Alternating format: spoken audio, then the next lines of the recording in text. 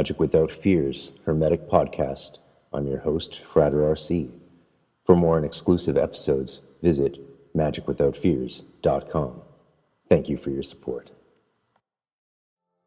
Hey there, new friend. I'm Sophia Spallino, host of Enlighten the Podcast, a place where it's safe to ask hard questions and grow together. If you enjoyed this show, I know you'll enjoy mine. It's all about personal development. Whether we talk about growing spiritually, exploring non-traditional relationship dynamics, expressing our sexuality, living a healthy lifestyle, or thriving as a female entrepreneur. Enlighten the Podcast is my personal development journey that's documented like an audiobook for real people who are curious about expansion and just want to grow too. I don't pretend to know all the answers, but my guests are here to help us expand in wisdom and knowledge. I believe in divine synchronicities, do you? You're not hearing my commercial by accident, so pause this episode, search these keywords, Enlightened and Sophia, with a PH, Sophia. You can search this in Apple, Spotify, or anywhere you listen to podcasts. Now, please subscribe, then come back to this episode, then go back to my podcast and listen, because I'm excited to grow together. All right. Welcome, Gabriel Zaleski. Well, thanks for having me. Thanks for asking. Yeah, I'm glad to have you on Magic Without Fears. I was hoping to get a Zaleski on at some point. Yeah, it's a funny thing. I don't actually think I'm related to them, at least in any close way, but it's a fun little synchronicity. Well, different last name spelling, right? Yeah, but when my family, yours is spelt the way his is pronounced. Yeah, which is funny. Yeah, and I think there is a possibility of there being a relation just like kind of prior to the immigration, because I know that when my family immigrated, they changed their name a little bit. The original spelling ends with a Y, and I believe there's like another A or another L or something in there, and it's Russian, but they, I guess, were not letting Russians immigrate at that time very easily. So they said they changed the spelling and said they were Polish. Yeah, So, that happened a lot. Yeah. So one of the branches of my family's names, somehow, when it came to North America, I changed into Precious, which was not nice. what it was originally. As far as my research shows, it was either like some form of Precios or Priest House out of England. So, but it's hard to say, and everyone in my family's crazy, so they never tell the truth. We don't know. Right. I mean, yeah, things are lost to time that way sometimes. So. Oh, my grandma and her brother, before he passed, they would bicker fiercely about whether or not, their dad left Dublin as a boy or as a grown man, like as a middle-aged man. And it's like, you'd think these are be the kind of things you could just find out and research, and they're like, but they like to argue, enjoy the arguing about it too much. They just, if they didn't argue about that, they probably have no reason to talk to each other. Well, sometimes a little bit of friction's good, Yeah. We're going to talk about Kenneth Grant, aren't we? Yeah, I can expound at length on that whole subject. That's very, very exciting. I'm glad to do so, especially since I've been rereading the only Kenneth Grant book I ever read, and I didn't just read it. I wrote extensively on it and practiced with different aspects of its information. Okay. And that was The Night Side of Eden back in so like 98, 99, 2000. I was working heavily with it. Okay, cool. That was the first one that I was introduced to as well, actually. What's your take on it? Let's get into it. On him as a whole, or no, it's like Night Side of Eden. Like when you first, that was the first one you got into as well. Yep. And clearly you kept going. Yeah. Well, I at that point I had joined a coven, and one of the leaders of the coven happened to have that book and said, here, I think you'd really get something out of this. And so I took that as a sign, and I'd had an attraction to Kenneth Grant going way, way back.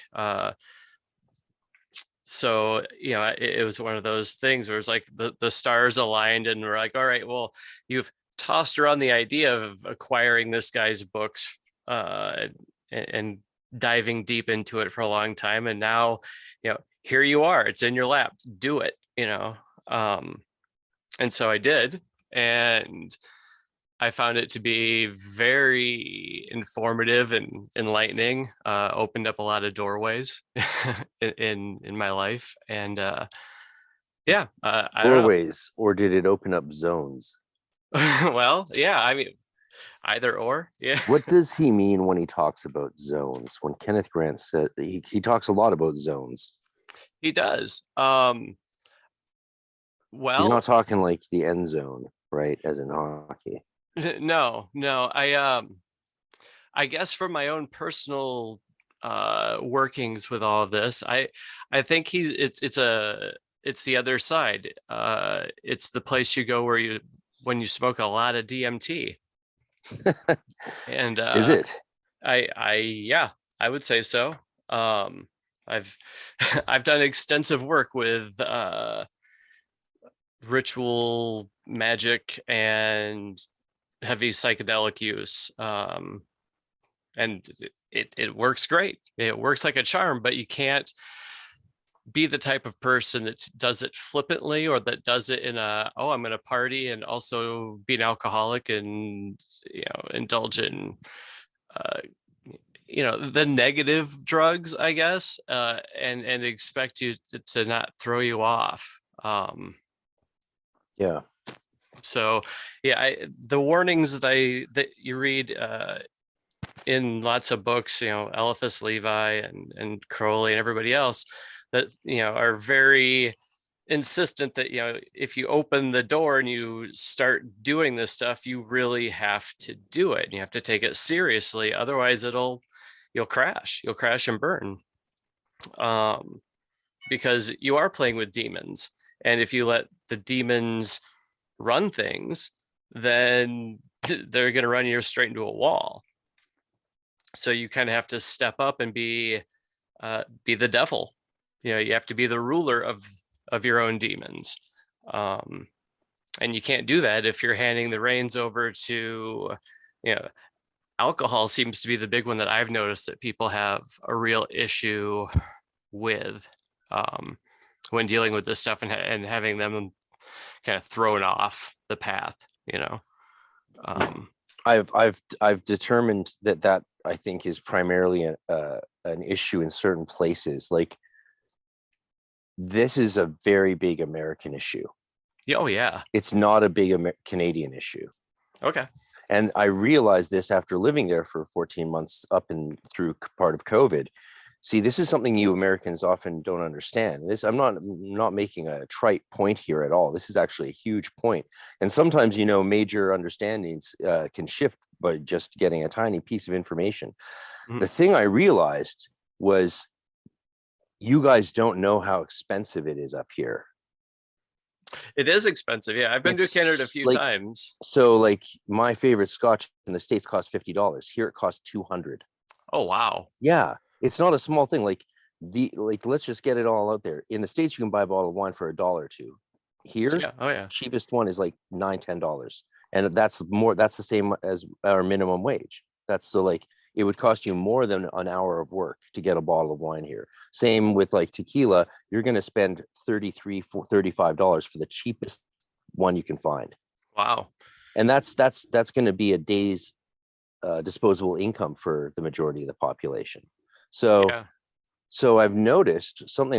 Now that I've thought about it a lot and it's come up, and I'm going to say it clearly on this podcast for one time. It's like, yeah, there's a big divide there that people don't realize. And so, yeah, now we can make it clear. I think that makes a huge difference between our countries that people forget.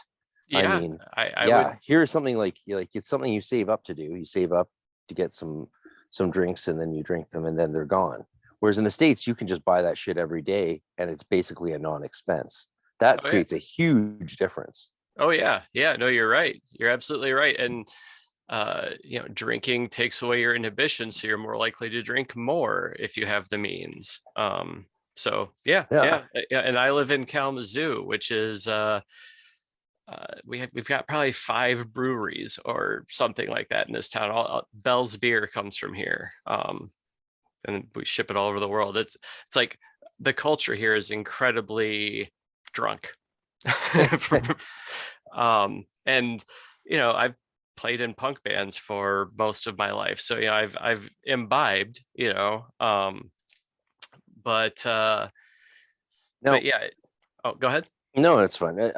So I'm not sure how we got here from Kenneth Grant's zones through DMT, and now we're talking about drunks. Right. I'm not too interested in drunks or punk musicians or punk rockers. Fair enough.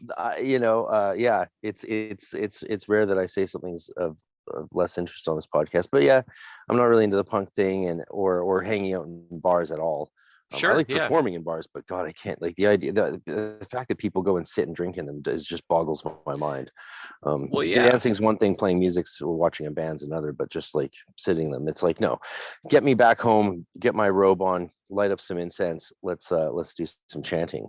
Yeah, I 100% agree. I'm fascinated by the idea that you would consider like Kenneth Grant's zones, why similar to DMT states, of course. But maybe before we dive too much more into DMT and here's a question, because we're just jumping all over the place apparently, and that works fine with me. Okay. Why is there so much animosity, like almost like rage in the spiritual community towards the idea that entheogens could in any way have any connection to the human spirit or spiritual places or realms that we go to without them? Well, that's a good question. On some level, maybe there's some gatekeeping going on. It's people that are maybe afraid of that stuff, and they're looking to, I don't know, to have their idea or approach validated. I don't know. Yeah. I found them to be 100%, if not 1,000,000% helpful in this and essential. And in looking through these books like Kenneth Grant and Manly P. Hall and the books where they have the secrets hidden in plain sight kind of thing, you will find references to psychedelics, but if you don't know that's what they're referencing, you don't know. For example, acacia is a plant that's very high in DMT, and you can metabolize it, or distill it, or however you say it, from there pretty easily, much like ayahuasca. And you'll see, like the acacia tree is considered sacred by several societies, but they never go into why. Right? They're like, oh, we really like this tree for some kooky reason. But that's not, there's a deeper reason there. Well, it has a big place in the Hebrew Bible. Yeah. Right? I mean, that's how you have a mystic vision. That's how you talk to God, is you kick yourself out of this dimension and into a different one. I like the point that I think it was either my buddy Tom Hatzis or Chris Bennett made this point about, in the Mount Sinai, when the Israelites, it says they saw sound. Yeah. Right. Mm-hmm. And it's such a good point that does happen, but it only happens really in one sort of instance, and that's during a psychedelic experience. Yeah. You do see sound. You can see sound. Yeah. And the fact that they were burning acacia and huffing that would make sense that they would then see sound. Yeah, absolutely. Part of the human condition is seeking out altered states. And, I think that, call it God or the gods or whatever, they're looking to talk to us from the other side. And they speak in symbols, of course. But sometimes you need more of a direct line. And that's how you open that up. And I found that if you do it ritualistically, you have your temple space, and you cleanse the area, and you have your robes on, and you do whatever your practice is, the appropriate ritual, and you take it seriously, and then you really, I don't want to say, you very determinedly just hit the DMT as hard as you can and hold on, and you'll talk to things, and you'll see things, and they'll tell you things, and you'll come back a different person. Does it strike you that the people arguing that you're not leaving your body in that state and that you're just having a hallucination of chemicals in your brain is a little similar to people talking about like the morality or righteousness or sin of sex before they've ever had it? Yeah, I would say so. It's an analogy I've been using, and I thought I should run it by someone else who has had similar experiences to my own, because that's sort of how it's starting to seem to me, the way it gets dismissed out of hand, but not just dismissed with prejudice, not only is it not, can it not be useful, not only is it not right, and not only is it not true, but it's dangerous, or you're deluding yourself. And I just don't buy it. And it sounds like someone saying, sex is dirty and wrong, and then you're like, well, have you had sex? And they're like, no. Why would I do something dirty and wrong? It's like, oh, well, Jesus, okay, grow up, kid, go fall in love, get back to me when you experience this world a tiny bit. Yeah, I couldn't agree more. We can't just say that to people, though, who have that opinion, because that won't change their mind to open up at all, or to consider the fact that they might not realize what exactly happens, especially during DMT, which is really something different than all the other things. Oh, it's the king of the mountain. It's not even, I don't even think it's the king of the mountain. I think it's a different mountain. I think it's a completely different thing. Yeah, different in kind, as Aristotle would say.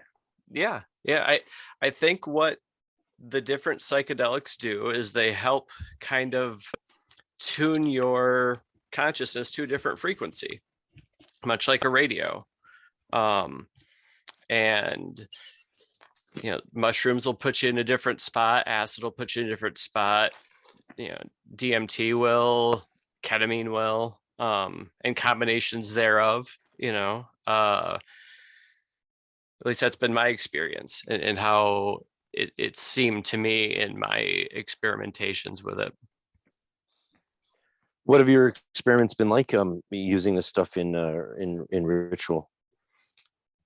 Incredibly positive. But it's one of those things. I think it's really comes down to intent and how serious you're taking it. You could have an experience where you have contact with some other intelligence from the ether, right? And they tell you a bunch of stuff. I've seen this happen. The person that gets this information will just dismiss it because it doesn't align with what they previously thought, or it's not comfortable, or it's not convenient. And if you're going to go through the trouble of talking to the other side, you should probably listen, Reminds me of the God in the rowboat story or parable, that it's like, I sent you a helicopter and a rowboat and you still didn't get on, and now you're dead. Yeah, I think I've seen it happen. People, they almost want to play with these things as a party drug firstly, and strange, but okay. And not to say you can't party on psychedelics, but there's a time and a place for that. And I think you kind of need to sort yourself out first before you kind of make that jump, and until, you need to sort yourself out first before you make the jump into practicing magic with psychedelics and ritualizing that aspect too. Because again, if you go in there kind of wild and crazy, something's going to kick your ass, Yeah. Well, I think that's where the valid fear, I think, comes from a lot of experienced magicians. Even if they are virgins when it comes to this stuff, their concern about people using it as a easy springboard into the mystical is, I think, very valid. It's tempting to think that, all I have to do is this little ritual plus add drugs and I'll get somewhere really real. And I don't think that's necessarily the case. And I also think you're never going to learn magic that way as well, but I could be wrong. Through experimentation over time, you probably would, somebody had to originally. But there's a better, easier ways, more efficient ways, Yeah, well, for example, developing your magic, I think soberly is crucial. And most 99.9% of all magic I do is dead sober. Yeah. I just am open to exploring entheogenic realms finally, but that's after literally over 20 years of constant practice and meditation and ritual, right? Yeah. Of the sober variety, 100% sober. I even stayed a virgin till I got to a portal, till I got through the Golden Dawn. Okay. Just because I had read in some old grimoire that would aid your skills in as a magician and psychic and scryer and all that, right? So I was very serious about that. But after decades pass, and I think it's worth expanding your horizons. And I never expected entheogens like psilocybin and any of this stuff to be what it was. I actually did completely buy that it was all just chemical reactions in your brain and just a bunch of nonsense for people who wanted to check out a reality. I believed that for my whole life. Yeah. That's what we're taught, and that discounts millennia of peoples and cultures, doing this in the Amazon and in all over the world. And so I think it's just one of those things where, some people crash and burn if they do it. So you need to be careful. Just like if you're cooking on a stove, you need to be careful. You need to follow the proper way to do it, or you're going to burn yourself. But also, if you know how to use a stove, you can cook some amazing meals. So I think if you spend the time and do the research sober, study psychology, study magic, study everything, sacred geometry, mysticism, all these things, study it, make it kind of your lifestyle, your ideology. And then I think once you're grounded in that stuff and you feel confident that you have sorted some of your own bullshit out, take the plunge, see what happens. Was Grant heavily into any of this stuff? It's seemingly, but it doesn't, again, it's not ever stated outright. It's more of metaphors and allusions to and things. So I don't know. He was a protege of Crowley, and Crowley was way into experimenting with all kinds of different drugs, and ones that I wouldn't really see the positive side in spiritually. I don't know, like cocaine. That's not to say it doesn't have its place, right? or whatever. But I don't. there's probably a strong argument for it not being useful in any spiritual context whatsoever. Right. Like, yeah, but some, hey, it's just my opinion. I mean, yeah, I can't imagine it would be, but I also can't imagine how ketamine would be.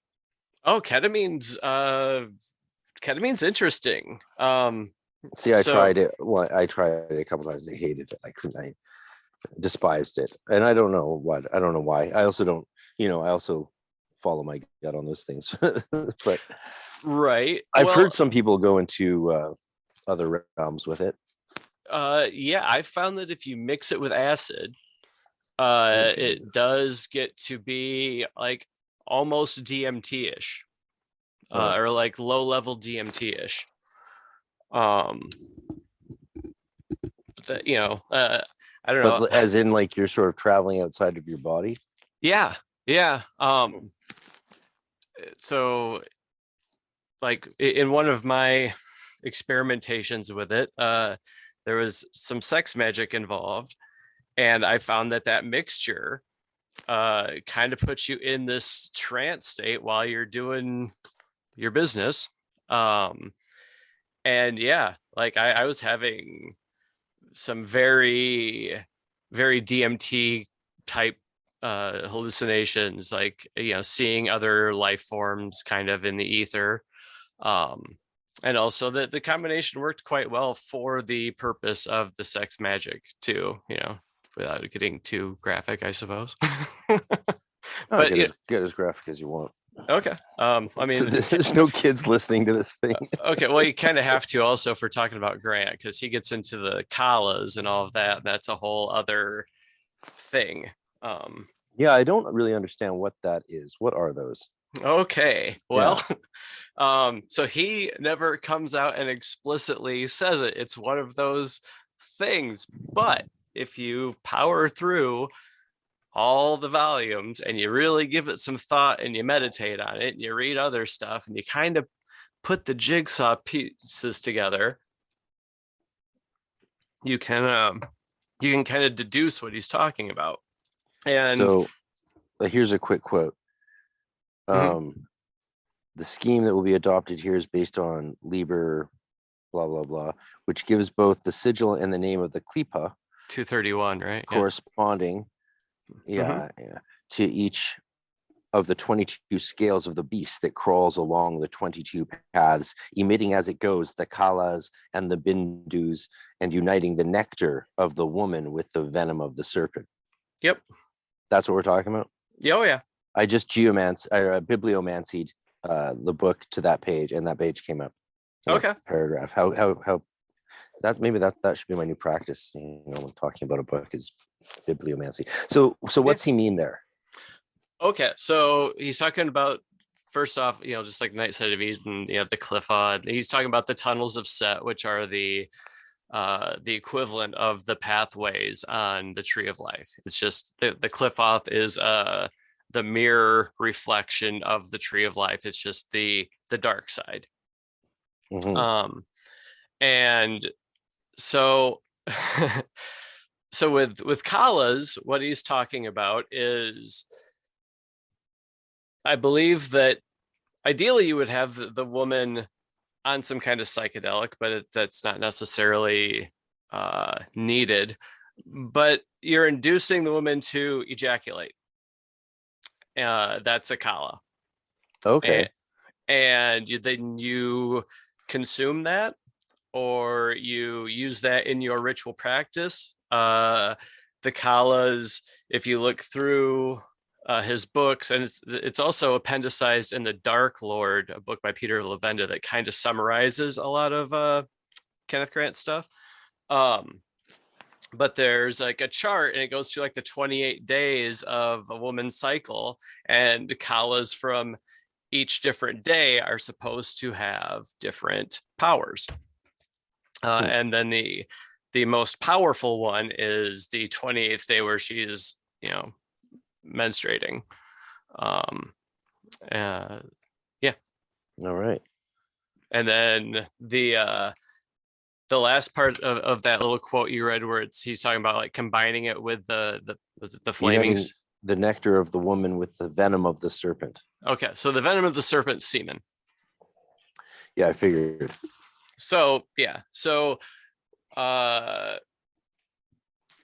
gets into a lot of very like this stuff's hidden in plain sight. It's in the Rider-Waite deck, if you know how to look. So yeah, part this of the is hidden in the Rider-Waite deck. Oh yeah. Where? Yeah. Okay, well, if you look, the Two of Cups is this also is like an alchemical thing. What we're talking about, the Kalas and the sex magic and stuff. It's one of the reasons the alchemists, I believe, had to hide their craft in a lot of ways. It was like, superpowers and all that, but also they were dealing with sex magic that you couldn't just tell somebody walking down the street. Like it's kind of like, well, how do we tell somebody this weird thing that we do? It works, it's great, right? So yeah, the Rider-Waite, you've got a lot of the cards have an alchemical nature to them, and that holds true for a lot of tarot decks, like Thoth deck and all that. But okay, so look at the Two of Cups in the Rider-Waite. You've got the man and the woman standing there, and they're holding cups and they're giving it to each other, and then you have the lion serpent up above it with the wings, right?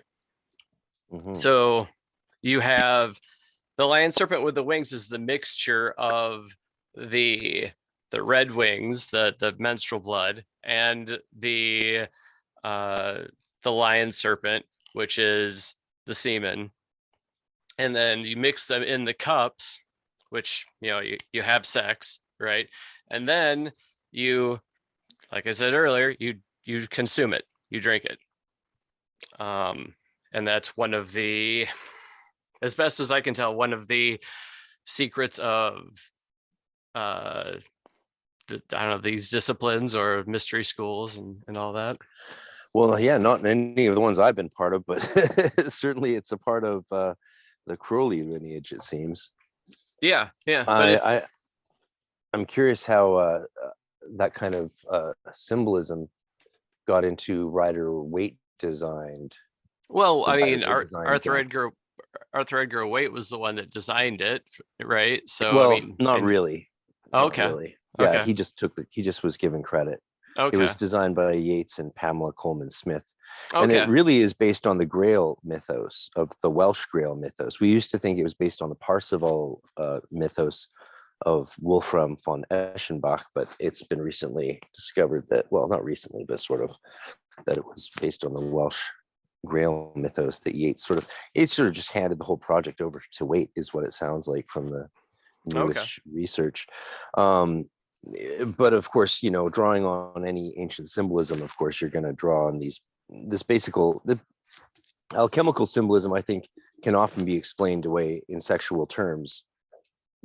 Yeah. One of the challenges for me, I have found, is it's not always easy to determine whether it is meant in a sexual way or not, or both. I'd say in a lot of instances, both. Yeah. I think sex magic and like the combining of fluids to produce life is very much part of the alchemical pursuit. I don't know, in reading through all of the Kenneth Grant books, and then also reading through Secret Teachings of All Ages, if you kind of cross-reference those a whole lot, and kind of, you have these guys that are giving you the secrets in plain sight, but it's hidden in allegory and symbolism. But if you listen to enough people talk around the subject enough times, you'll go, aha, I know what you're talking about. I get what you're saying. And then it all clicks.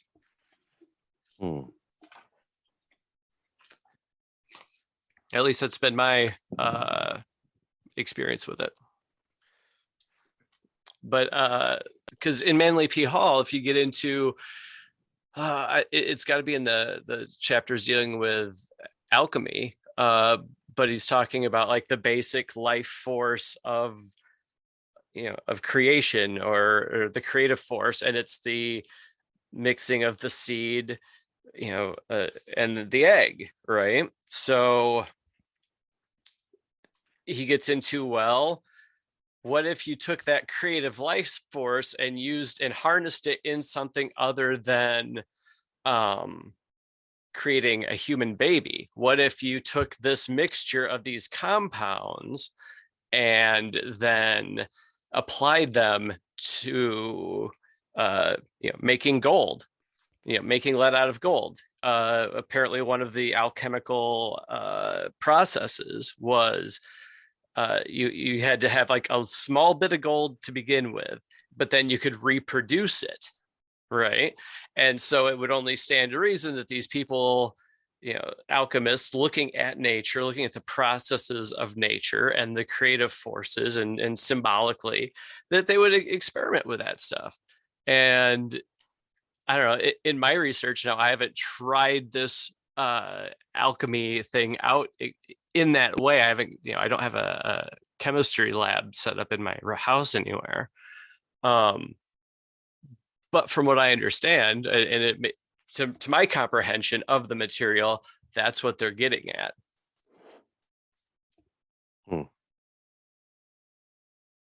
And maybe I'm crazy and wrong. I don't know.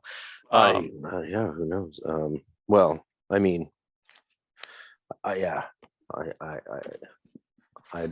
don't really have much to contribute to the physical debate around alchemy. People take it and get very personal about it, I find. Sure. Whereas, I mean, it didn't work to do the thing that most of us understand it was meant to do, right? Like creating gold or precious metals from less precious ones. Like that was never achieved. Well, that's what some people say. Other people say, if someone achieved it in secret or whatever, which I don't believe that, but what I'm saying is it was never achieved. Like humans didn't achieve that. We don't have that ability to use alchemy to turn base metals into lead or gold. I don't know. I think the possibility otherwise is there. I mean, like to the extent that our governments and everyone would be doing it. Well, like, we didn't achieve it in the same way we achieved flight. Sure. Well, I mean, yeah, could be. You think the governments are out there with alchemists in basements, like making gold? I think that they would be silly not to, but also maybe that's something that's been lost and we're just now putting the pieces back together from it.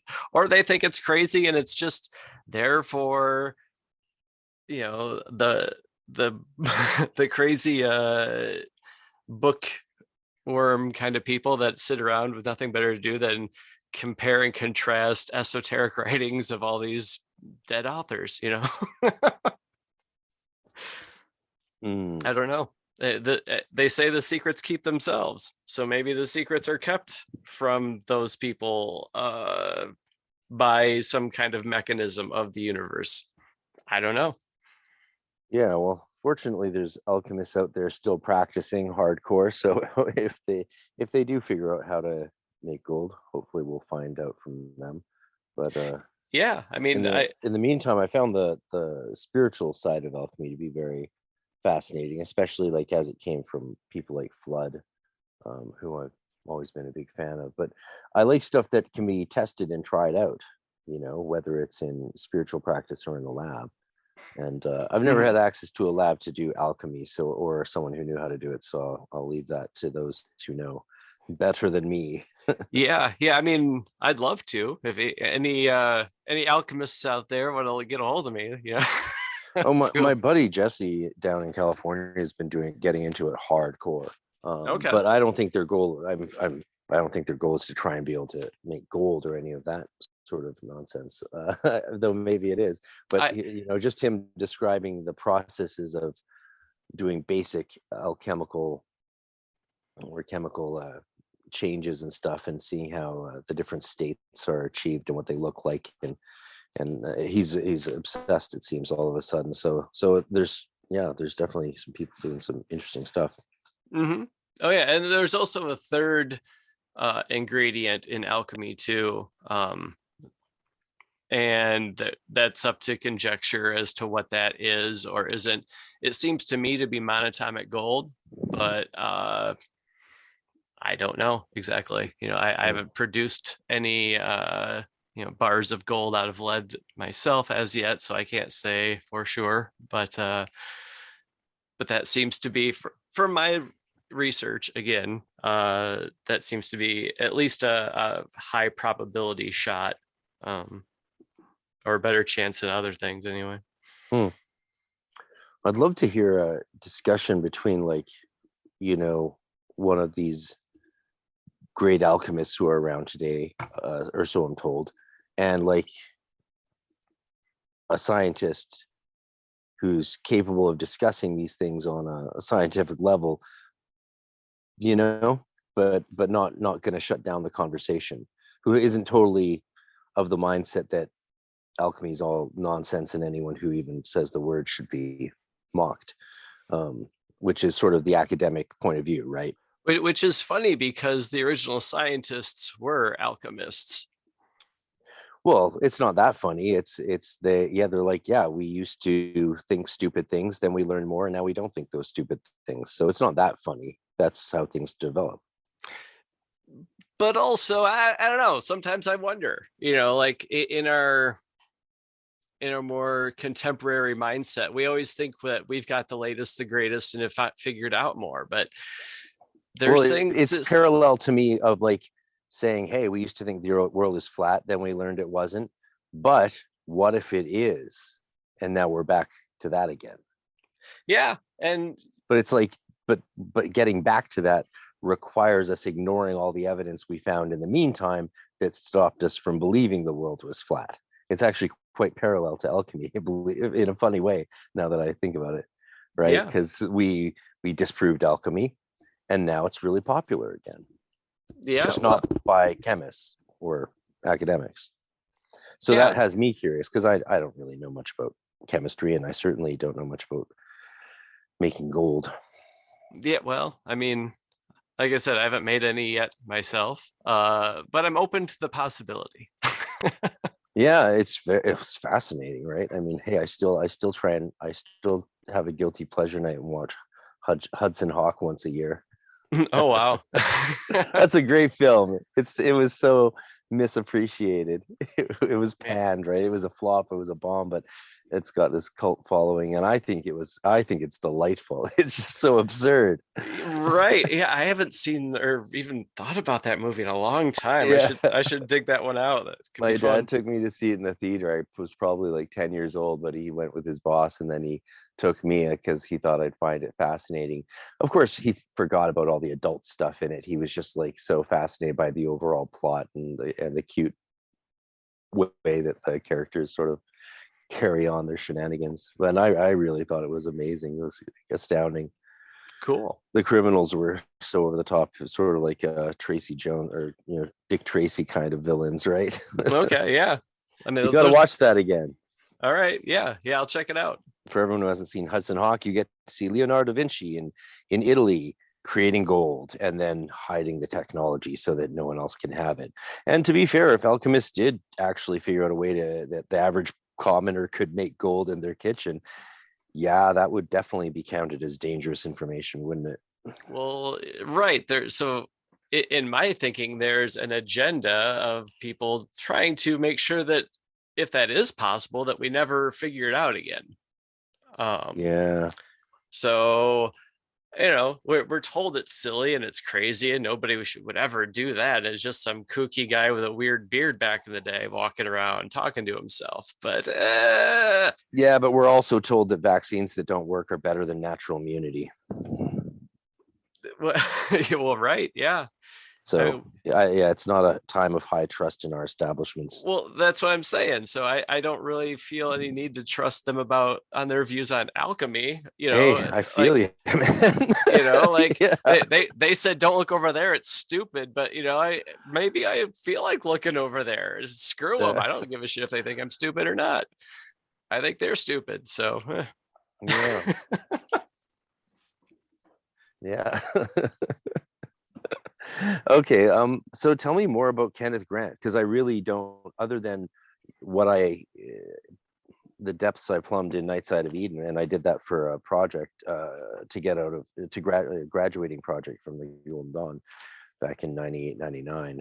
And that book's out there as on Amazon as Sacred Magic and the Kleepout. I basically used his insights on the tunnels to get insights on the path demons that would affect our relationship to the seven sins, and how we deal with them in the context of the Dark Night, as characterized and discussed by Saint John of the Cross. Okay. So it was very practical, very, very practical. How can this be helpful to us in overcoming our failings and weaknesses? But other than that, like what was Kenneth Grant's deal, and why do you think his books have become so sort of valuable or overvalued and rare and just not available all the time? And what is up with that? I think they're those types of books. First off, when you start reading them, they get very meta. I don't know. Crowley has that effect too, at least with me, where you start reading them and like as you're reading a passage, you see the thing happen that he's talking about go on outside. Just like weird synchronicity lineups. So that I don't know, that they're magic books, in every sense of the word. And because of that, I think they're rare, because they don't want the universe can't have that information out in the hands of every third grader, and I think there are a whole lot of secrets and mysteries that he discloses in those books. And he says in the foreword or maybe it's not even in the foreword, he says in the book somewhere that he's dishing out a whole lot of info that he probably shouldn't. And so if you pay attention, there's a whole lot there to chew on, and you'll see the world differently afterwards. As far as some of the things he did, well, he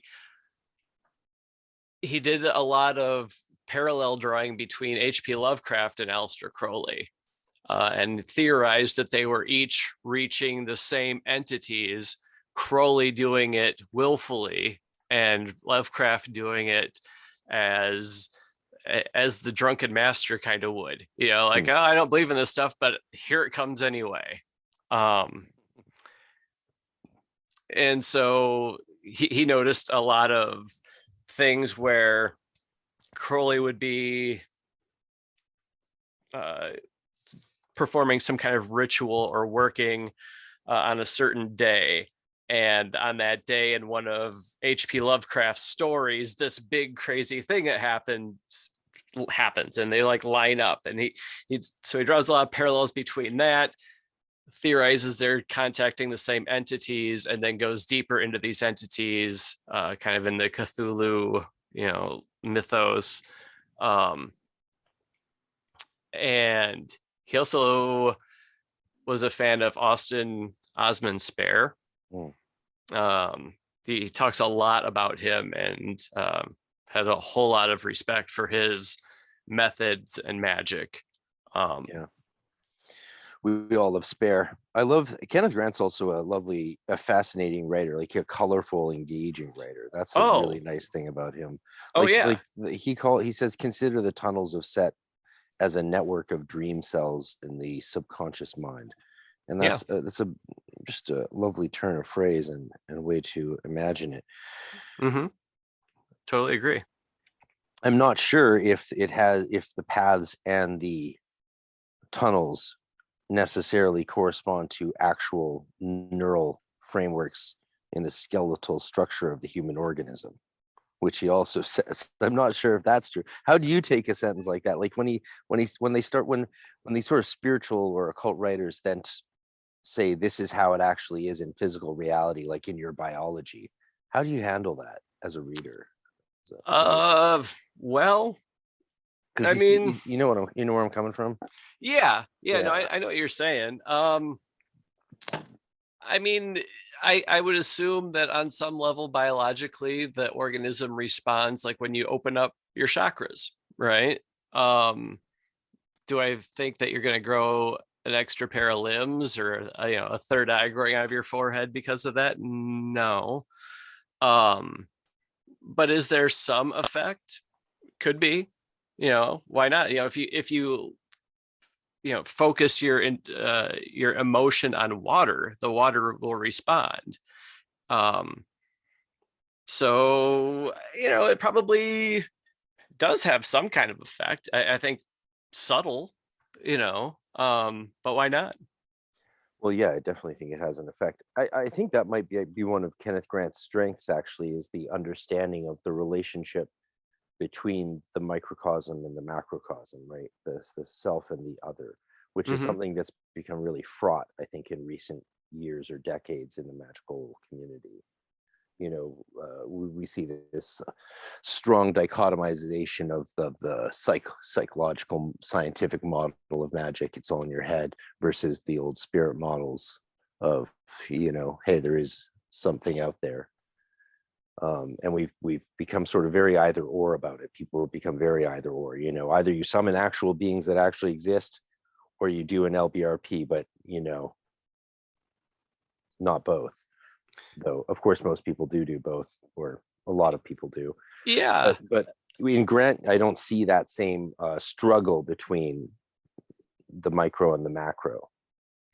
Well, yeah. I mean, I think he gets it that it's all a reflection, and that any person that gets deep into Kabbalah will eventually kind of see that is a thing, the reflection of, and how it's all intertwined, and these you can't separate one from another. We want to pretend that you're doing this thing or you're doing that thing, but you can't be doing both. But what if the answer is that it's both? Well, I think that was always the answer. I just think it's somehow in the 20th century we got ourselves confused and turned around again. Yeah, I agree. I think there's been a whole lot of confusion that's reigned supreme over the last who knows how long, millennia. Well, yeah, I mean, if you want to go that far back, it's been an interesting run for the human race, I guess. Yeah, I mean, it's produced a lot of good stories. No, yeah. Yeah, it is. All there is stories, just stories upon stories, spiraling with other stories until someone is starving or dead. And then all of a sudden reality comes crashing down. But I like he says, this is great. Here's another great passage. Although having no actual position on the tree, Da'at is yet the power zone or event act. Event act is a hilarious term because to see Grant used, because it reeks of modern philosophy, especially like Alain Badiou, who's one of my favorites, and Jacques Lacan. I wonder how much Grant might have read some Lacan or something like that to say the phrase event act. I wrote a lot about that sort of way of thinking in my own work that makes possible this entire scheme of Sephiroth paths and tunnels with all their ramifying complexities. If this is understood, there should be little difficulty in following the allocation of ideas and concepts to each of the dream cells. Yeah. The dream cells, because that's an interesting idea, right? That does he mean something very technically precise about that, or am I allowed? Can it just mean whatever I want it to mean? Well, I mean, that's a good question. Do you know if he had a very specific definition for what that is, or is it something that means what it means in the context of what he's talking about? Well, that's another good question. It's probably contextual, but also one of the things in each of his books, there's a glossary where he kind of has to give you yes, a lot of the terms he's using. And funny enough, he tends to make up words as he goes along sometimes too. And some of those words that he makes up, he doesn't even put in the glossary. So you're just kind of having to extrapolate the meaning. And sometimes it's a powerful thing. It's a powerful writing technique if you do it well. But if you miss your mark, it's like death to everything you've said. Right. Agreed.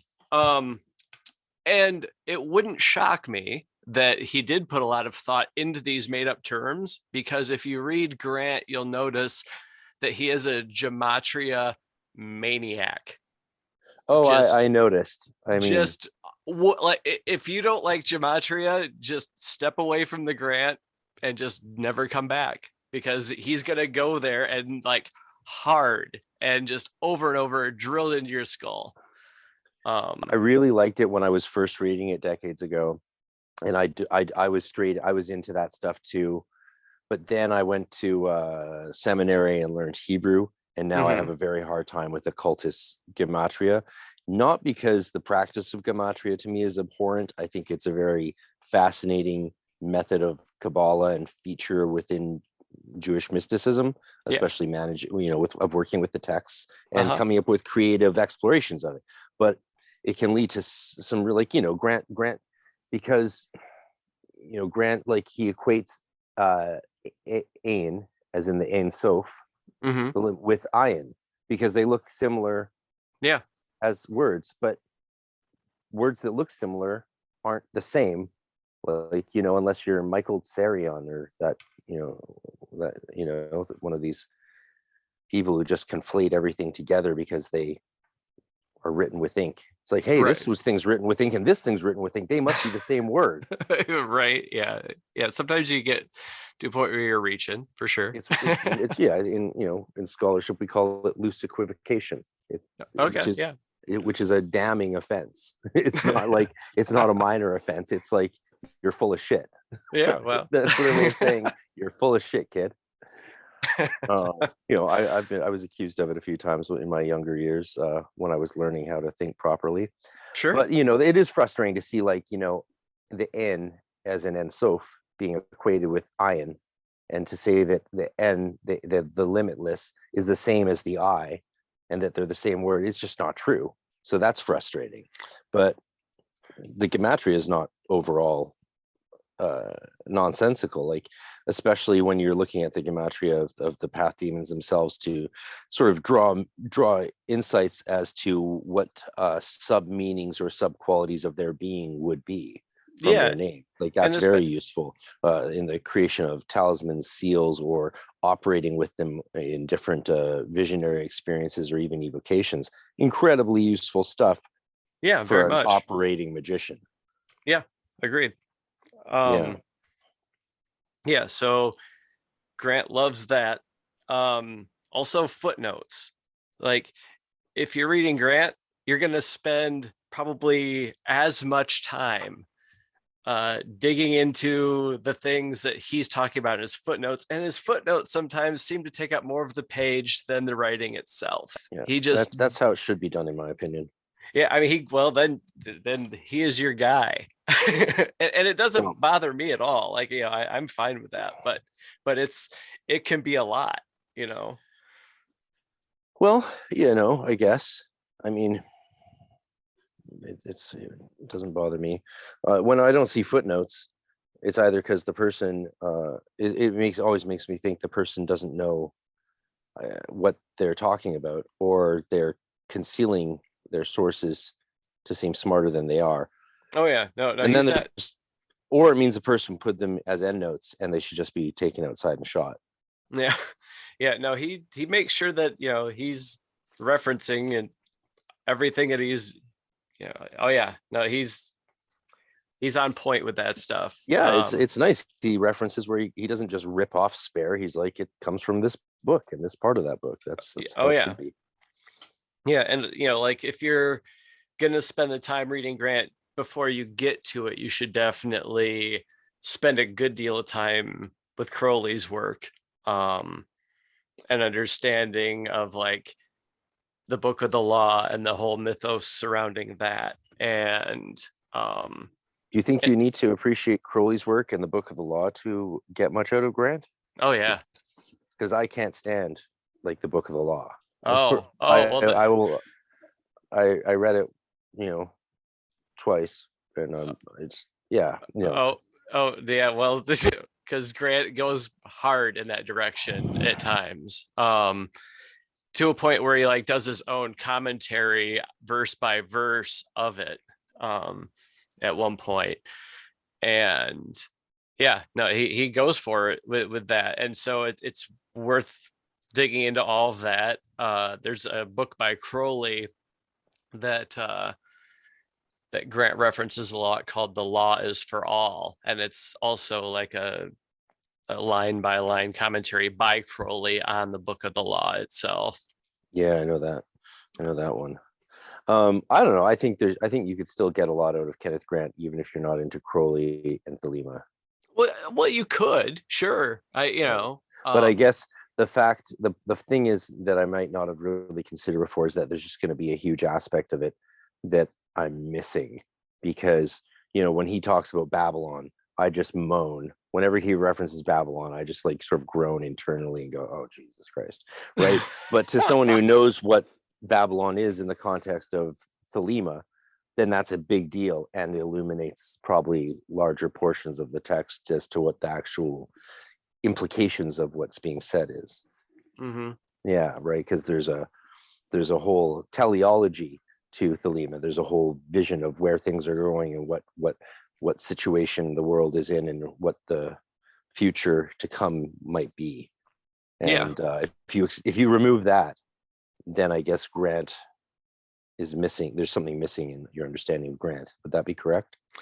Yeah, I'd say so, because also later on, so you had Crowley who received the word or the Book of the Law, and he was supposed to issue a word before he died, and I guess he never did, and that's one of the problems that Grant has with Crowley.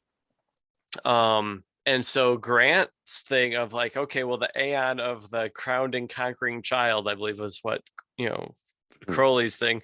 He's saying, well, that Aeon was here, it's probably gone already, and now there's a new Aeon, and that's the Aeon of Mott. And so he kind of just says that Crowley's Aeon was more transitory than anything, and that now, according to him and his information that he's received from the other side, that we're going into the Aeon of Mott, and then that forms a pretty big chunk of his philosophy or vision of where his religion or beliefs or reality, or however you want to say it, was going. No. I think that makes more sense to me. The Aeon of Mott thing. I always was bothered by Crowley's Aeon of Horus, because according how you're meant to cross-reference things, communications from spirits with actual information to see if it's a valid one or not. Yeah, to see if they're lying to you. Yeah. So have Crowley checked about the Egyptian Aeons and ages and stuff, he would have seen that Horus had already passed, and he would have seen what the next one coming was, and that, to a normal occultist, you would think would make him go, "Oh, okay, so I'm not getting an actual contact here," because if they're saying the next age is this, if like you and me were summoning a spirit and we were like, "Tell us about the next age astrologically," and they're like, "Well, as you know, you're entering the age of Taurus," we'd be like, "Oh shit, this scryer's no good." Right. Yeah. He's clearly not a virgin. Get me a virgin. Right. Yeah, that's true. Right, because we would throw that out as nonsense. It's like it's not. And so I was always surprised that Crowley didn't then go look up the Egyptian ages and realize that the one that he had foretold to him was not actually the next one coming. And then he could have been like, "Oh, okay, throw that out." Right. Yeah. I got no dog in that fight, so it was just something that caught my attention as a non-Thelemite. Sure. Yeah. I mean, there's some plot lines or some plot holes with Crowley here and there. So I mean, that would also explain why Kenneth Grant and like Frater had to do work that was corrective, and fix the error and notice what Aeon we're actually going into or something like that. Right. Yeah. And not that I think Aeons matter at all. I think, this whole dispensationalism in general just exhausts me. You know what I mean? The idea of ages and this period, it just seems like such categorical silliness. Well, like, how useful is it, is what I mean. Well, it's fun to talk about magically. Well, of course it's fun to talk about, and I don't know, I see what you're saying. We have been in this kind of period of time for the last decade where it's like, oh, we're moving into the new era. We had the whole 2012 thing, and like there's going to be this big catastrophe, this when the ages turn and all of that, and maybe it will. That happened. We did have the catastrophe. Well, we have, and here in the States, we're going to be having our Pluto returns here in about 4 or 5 days. So on 2/22/2022, Pluto return. Hey. Oh yeah. So just in the States? Yeah, because Pluto is now making its way back around to the point where it was in the sky on July 4th, 1776. So. Okay. And that won't affect Canada? Well, I mean, it'll affect you guys as far as how you do business with us, probably, because we're probably going to be a total shit show for the next few years. Oh, hey, well, I wonder if maybe there'll be some sort of interaction between America and Canada, like some sort of economic problems or issues that arise. It could very well be. Yeah, if you look up honk honk. Yeah, right. Oh my god. Jesus. Yeah, no, it's a mess. Everything's stirred up and crazy right now. It's amazing. I can't. We really did have a global catastrophe, and Jesus. Yeah, and it's not done yet. Like the Pluto returns thing. Dude, it's illegal for me to currently leave my house and go see another person. Oh my god. And it has been since December 22nd. What the fuck? But the clubs are open and people are out dancing. Yeah, it's cloud world. It's you can go to a club with COVID in your system, as long as you've had the vaccine. Yeah, well, but some of us can't leave our house. Yeah, well, I'd probably be amongst the not leaving the house type myself. So, and I can leave my house. Some of my friends are gonna be like, "Hey, you're lying again on your podcast." Like, okay, yes, I can technically leave my house, but I can't technically get together with someone, read the law. Yeah, I read it very carefully because it applies to me. Other people are like, they don't care because it doesn't apply to them. Sure. The catastrophes. It's sort of phenomenal to see them actually occur. Yeah. Yeah, I'm kind of excited and yet very apprehensive about the Pluto returns thing. If you look at countries in the past that have gone through it, there's turbulence, big time. So, do you have any examples come to mind? Napoleon had something like when he fell that was supposedly the Pluto returns kicking in. Wow. Spain had a ruler, or was it France? I don't know. I've got a whole list I pulled up earlier of different things. Stalin dying, I think, was part of that for Russia. I don't know, there's somebody went through on some of the forums and just compiled a list of well, when this country was 245 years old, this happened. So. That's something fun to look forward to, like shit's not fucked up enough already, right? Yeah, right. Oh, so what if someone's never read Kenneth Grant, which book do you think they should start with? Well, I started with Night Side of Eden because it was loaned to me. Yeah, same. But what I did then is I went through, and I had a pretty decent paying job at the time, and went through and methodically just bought them one by one. And funny enough, about the week, I think it was the week that I got the last one in the mail, I got fired from that job. And so all of a sudden, I had a whole lot of time to dive deep into this Kenneth Grant book series that I had spent a good chunk of money on. Yeah. And so I did. I took it as a sign, because I had first found Kenneth Grant's books when I had first gotten that job about 20 years ago. I had finally gotten a job where I had a little bit of extra spending money, and I'd always studied witchcraft on some level going back into like middle school, high school. And so I was just looking around on eBay, seeing what kind of weird occult books I could find. And I'd never seen Kenneth Grant stuff before, but all of a sudden I find this guy's stuff, and they all have the coolest looking book covers, and they're $800-900 a piece and all this. And I'm just like, someday I'm going to buy all these books. I'm going to read the damn things. Mm-hmm. And then and I at that point was studying witchcraft and ritual magic and all that, and I ended up with a book called Commentaries on the Holy Books, and it's an Aleister Crowley book, and it's got Blavatsky in it and stuff too.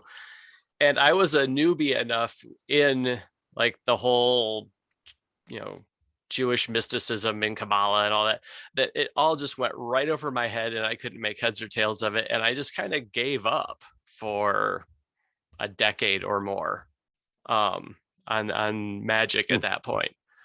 But then I had a band that was a very concept band where we had costumes, all this stuff, and I started getting back into magic due to the band, because I was creating sigils.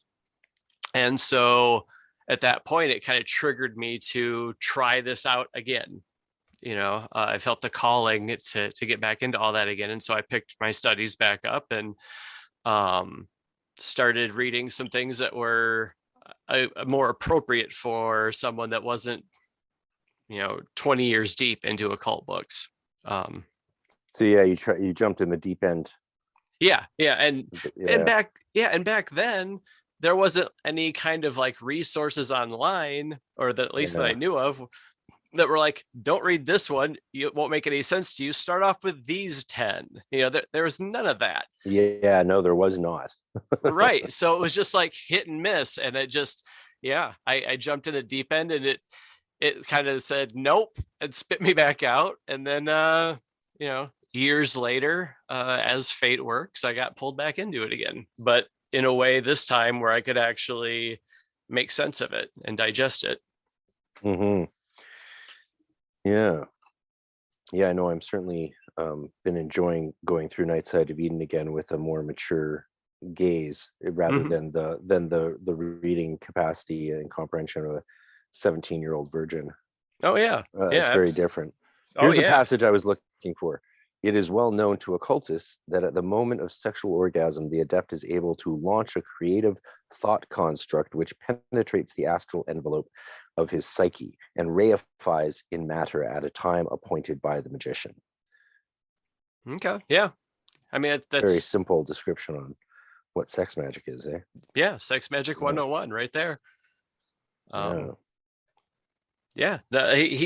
He dishes the real goods in those books. He really does. He really does. It's actually, I think we have a similar version of him. Well, very different. The polar opposite, the Golden Dawn version of him, in my opinion, is kind of Nick Farrell, from the perspective that you're reading Nick Farrell, and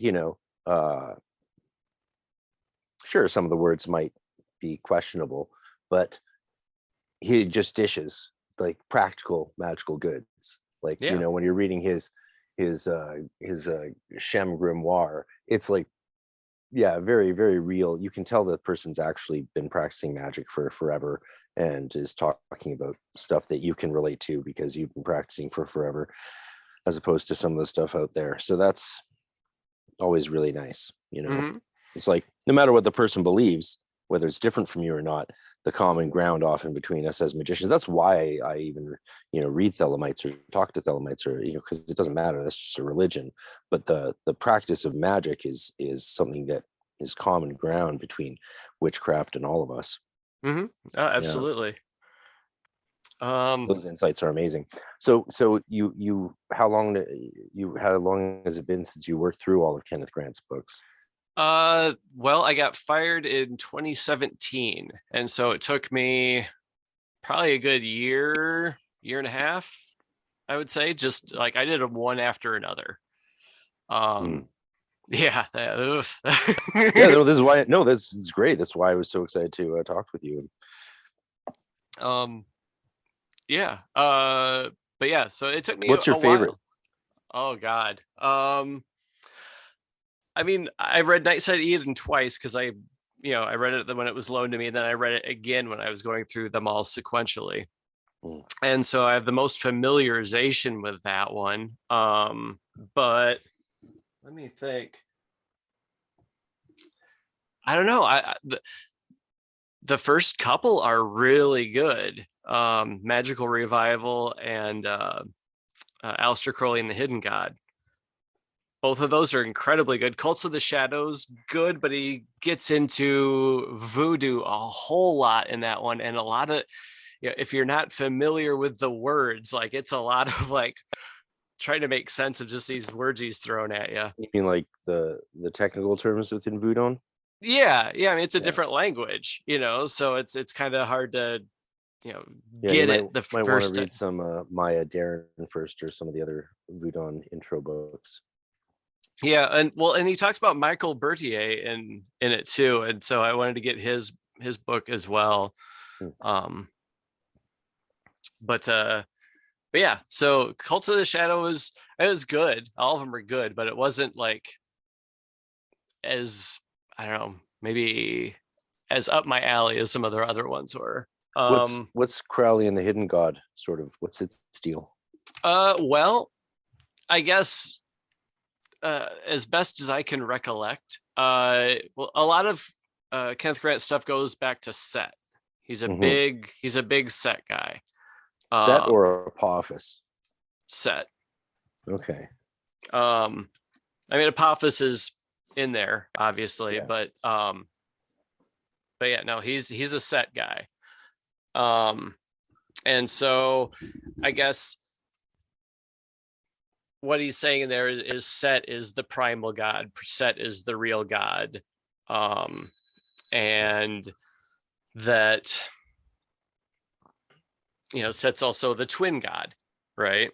Because Set and Osiris, or Set and Horus, depending on how you make sense of all of the different Egyptian pantheon stuff.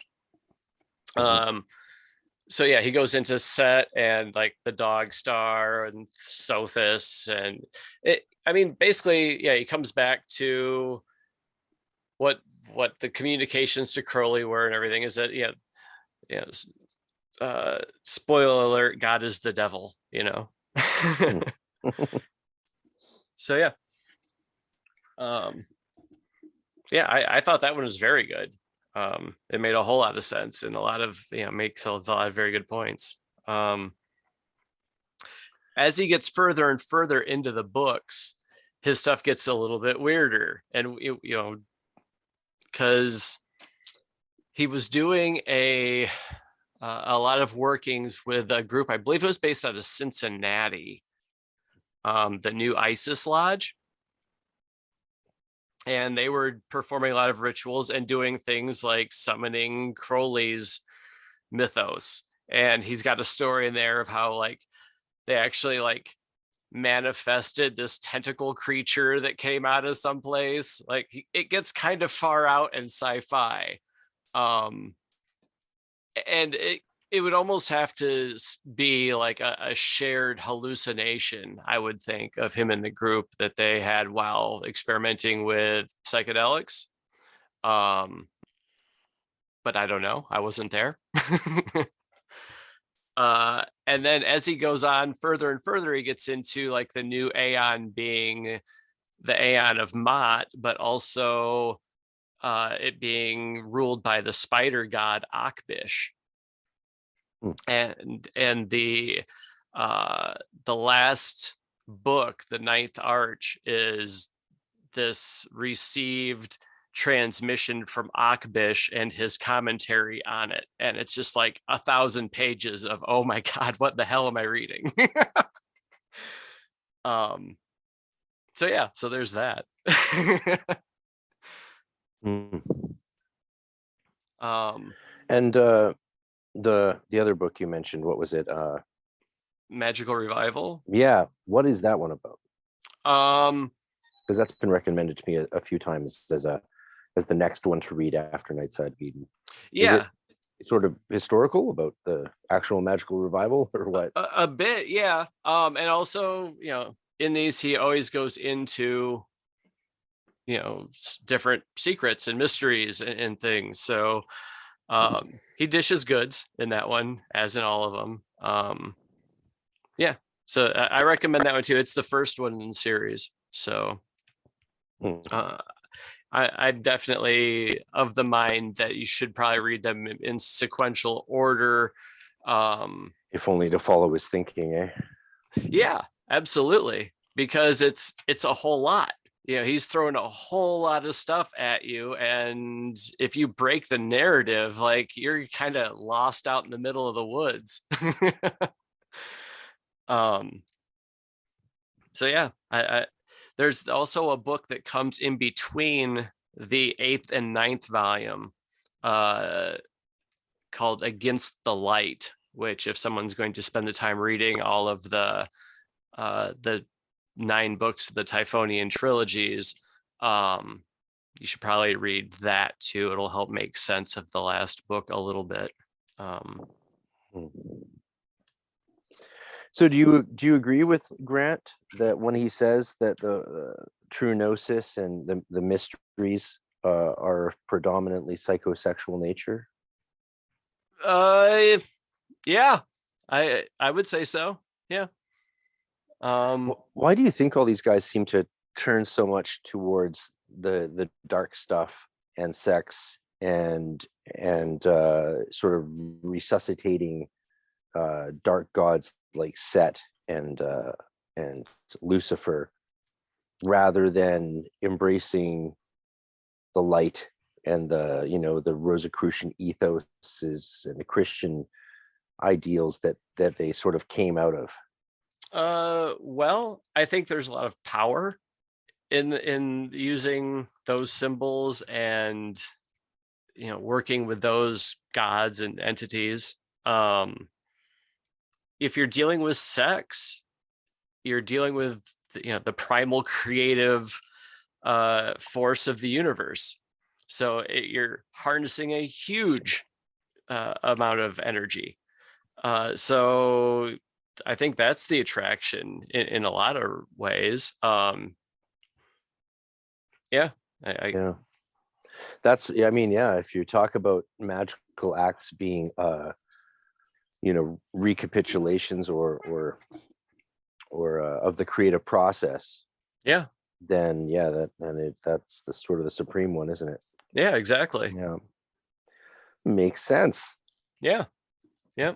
Yeah, he his version of the OTO that he created, Kenneth Grant, is called, oh, sorry that my alarm is going off for some reason. I'll be right back. No problem.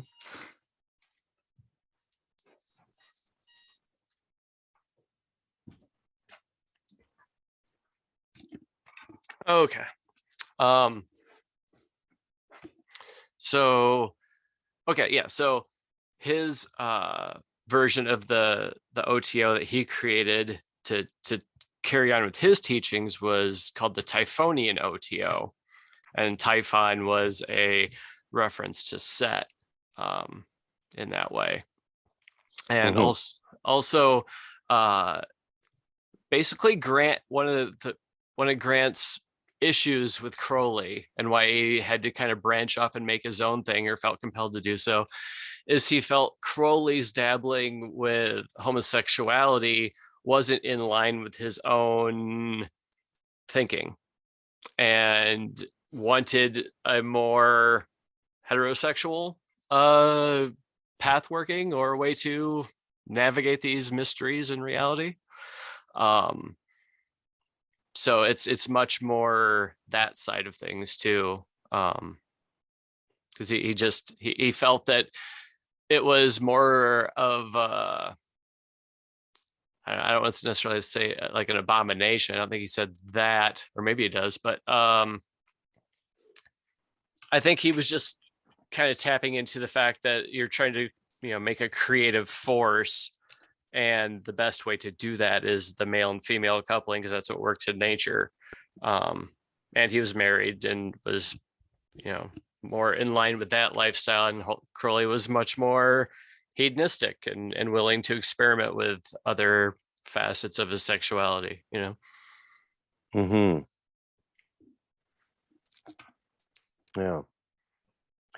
Well, Crowley seemed to describe, I mean, I don't pretend to understand the mind of Crowley, but Wow. the way he describes the time in the desert, when he needed to be violated and humiliated and like, he just describes that he needed to be debased in every way, which is, so he had, his buddy Victor, sodomize him in the desert as part of one of the ethers he was working backwards for some reason.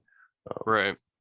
I mean, I know that's become like the norm for Liber Samic and Thelemites now. It still doesn't make any sense in the context of Enochian magic, though. But whatever. I mean, if it's that's sort of Crowley in a nutshell. Hey, what did he do? Well, he did everything just in the opposite order. Yeah, kind of in the wrong way. Yeah. But no, like, I mean, that kind of desire to be debased and it just seems to be like the opposite of what all of this is about to me. Well, I mean, I can see that. I can also see Crowley wanting to experience as much as he could and see where it would take him. Because when you're working with things like the Qliphoth, it's dark magic. It takes your mind to dark places. And if you have any desires for this strange thing or that out of the normal thing or perverse thing or whatever, you might very well want to experiment with that. So again, it's one of those things. If you don't have your mind together, don't play around with the dark side, because you'll bump into things and screw yourself up. Very true. Very true. Yeah. So.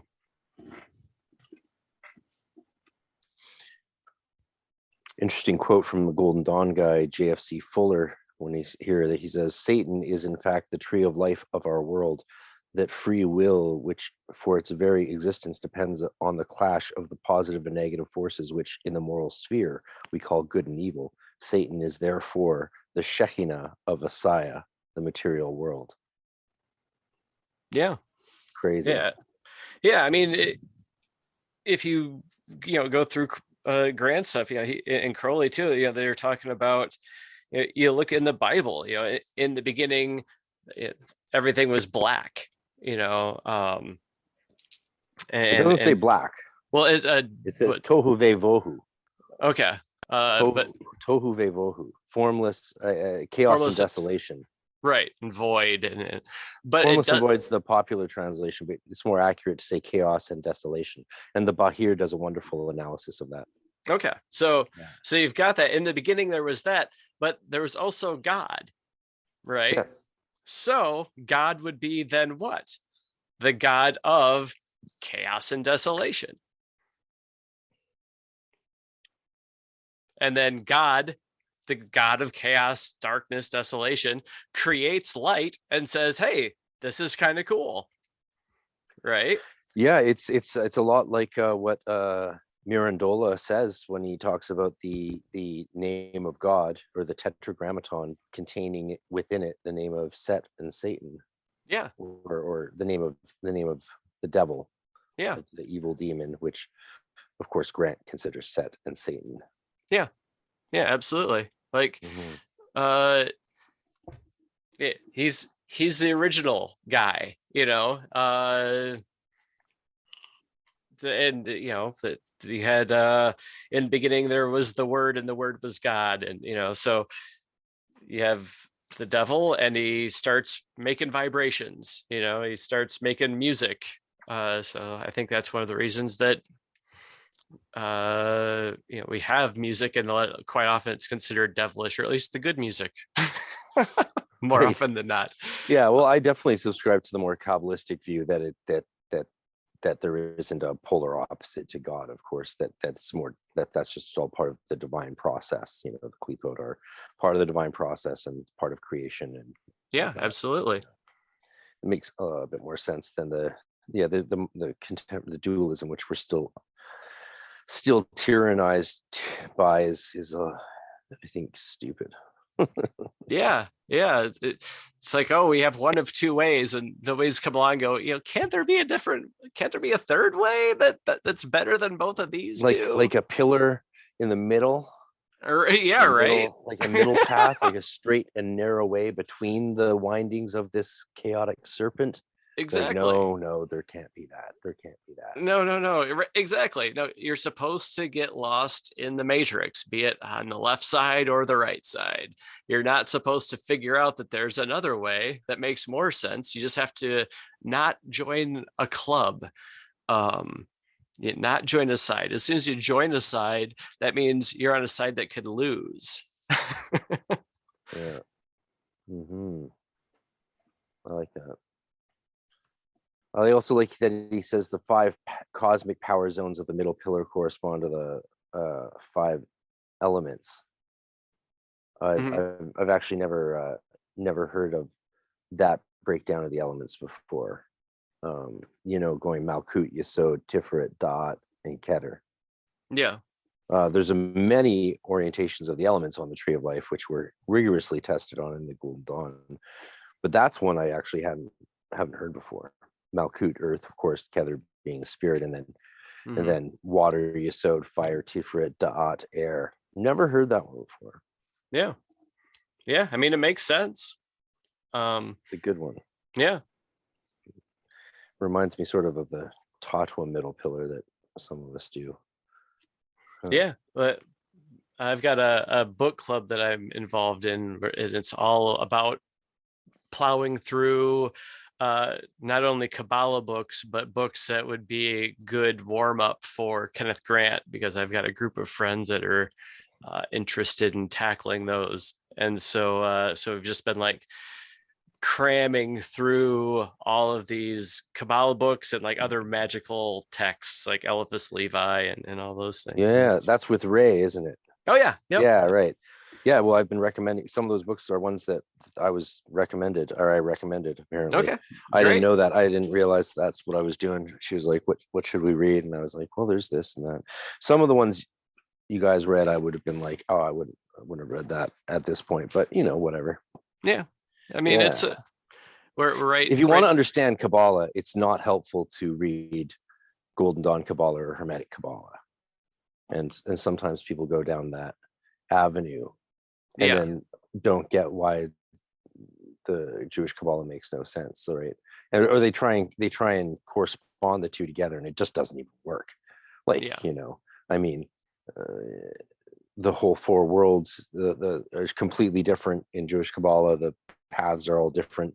Like even in Jewish Kabbalah, like, you know, it's your left shoulder that's Geburah, and your right shoulder is Hesed. Okay. You know, the way when we, you know, the way the Hermetic thing of stepping back into the tree, that is straight up heresy to Jewish Kabbalah, and just not done. It's not seen that way. So yeah, the two don't really cross over very much. I was not quite aware of that. That's interesting. Huh. Yeah. It's just they're model. The way I look at it is they're models for understanding different things. Okay. Yeah. Like, yeah. Models you can have two models sort of both pointing at the universe, but if they're showing different, like one's the skeleton, one's the skin, right? Oh, sure. They're not gonna, you might not know what they are if someone didn't tell you. Yeah, they won't quite function the same. They won't quite look the same, but there's going to be some connection there. Yeah, right. Like, I mean, it's a lot of it's pretty. I mean, the whole Jesus thing is a big dividing line, right? you have non-Jewish Kabbalists. They're looking at the Tetragrammaton as containing a secret shin to represent the nascent seed of Christ from the beginning to the end of all scripture, right? And Jews are like, meh. Well, I mean, Jesus is a very polarizing figure, it turns out. Hey, but at least you can draw a picture of him without being killed. Yeah, well, that's a good point. So you might not want to give him blonde hair and blue eyes these days just to be safe. Oh, I mean, yeah. Well, but also too, like, I don't know, a lot of people don't want you doing anything because somebody might get offended, and you know what, like you can't live your life like it's that. Almost like they want us not leaving our homes. Almost die. Right? Yeah. Die. Yeah, you can't say this, you can't talk about that, you can't look at this, you better not make something that looks like that, like and at the end of the day, what's it going to do? Oh, well, somebody's be mad at you. Well, I don't give a shit. People have been mad at me before. I've lived. It's fine. Like, there's so many rules. I know, rules. Right? And I'm of the opinion that if a rule is unjust, it's your duty to break it. So. Yeah, we should make a law like that. Yeah, well, I mean, it's a quote by Thomas Jefferson. So yeah, I know. Yeah, okay. I know. I just wish we had some laws that protected us from an overreaching tyrannical government. Dude, we're system. Under martial law, and yeah, I know my friends listening and be like, it's not actually martial law. It's like, actually, this is the only law that we have it is martial law. Right. The only thing that there's no other martial law. We don't have a different martial law. We have this martial law, and there's a reason it's never been used before ever. Right. If it looks like a duck and acts like a duck, come on. Yeah. And they're freezing everyone's bank accounts, terminating their loans for their houses, terminating their mortgages because they might have given a few bucks to a protest that was remarkably peaceful in a way that probably only Canadians could have done, given how many millions of people were there. Yeah, for real, right? Like, it still boggles my mind that it didn't turn into a massive riot.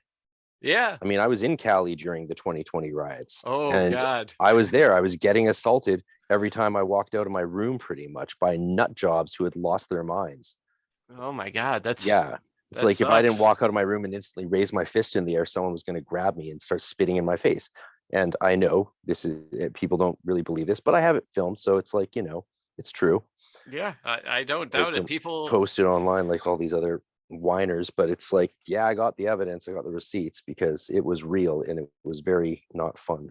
Yeah, no, people lost their damn minds and are still losing their damn minds, seemingly. So, we got Pluto returns in less than a week. We're about to see some fireworks, I think. Giddy up. Oh my God, I'm going to have to get my astrology mom to do some more Pluto stuff to talk about the Pluto returns. Well, yeah, and what's interesting too is Pluto is the last one of the planets, seemingly. It's moving into Aquarius in kind of an organized fashion, because we had Saturn and Jupiter in 2020 that moved into Aquarius, and we've got Venus and Mars that are both moving into Aquarius on March 6th, within 7 minutes of each other.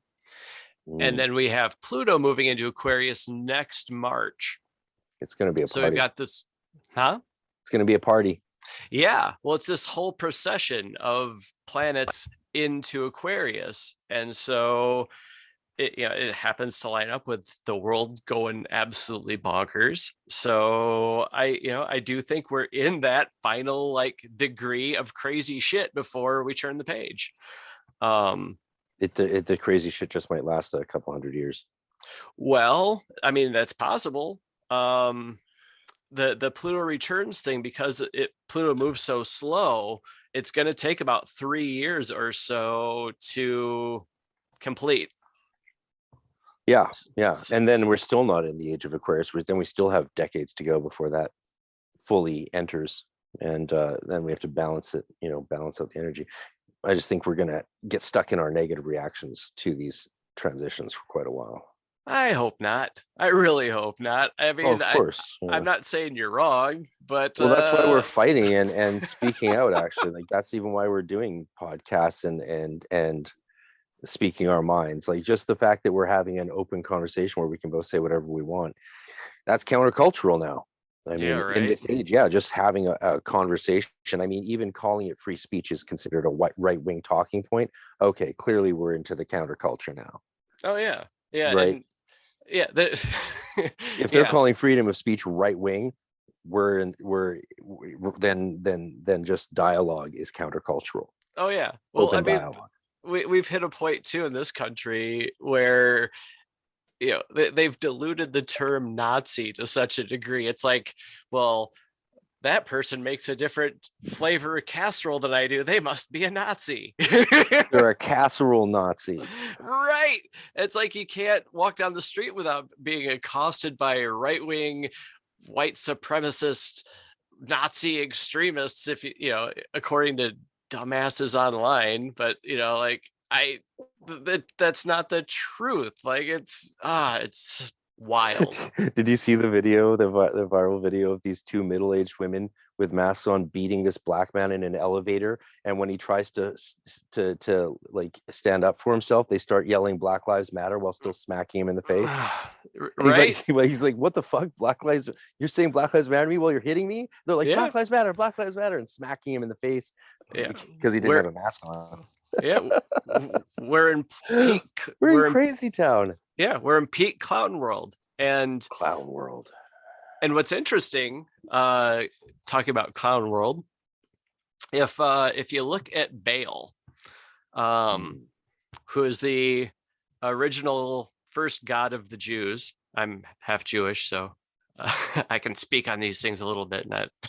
Are you the good half Jewish or the bad half Jewish? Well, I mean, it changes day by day. I'm left-handed too, so I mean, it could be different. Who knows? But if you go back and you look at an ancient statue of Baal, like if you have your computer there, pull up an old picture of an old statue of Baal. All right. He's got a pointy hat with a ball on top. He's a clown. And now, a word from our sponsors.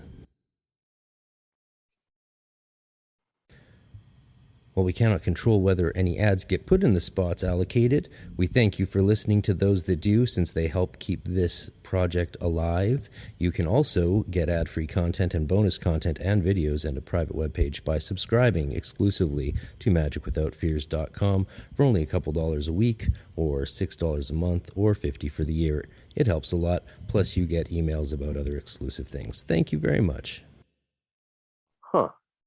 So and Baal is also equated with like the twin god dichotomy or trope. And so it's my belief that us living in clown world right now is we're actually in a time where Baal has a little bit more sway than he has before, or something. I did a Baal working a few years ago, and then everything got... He's like the spider leg jester dude. Yeah. Right? The cat and the toad. Yeah.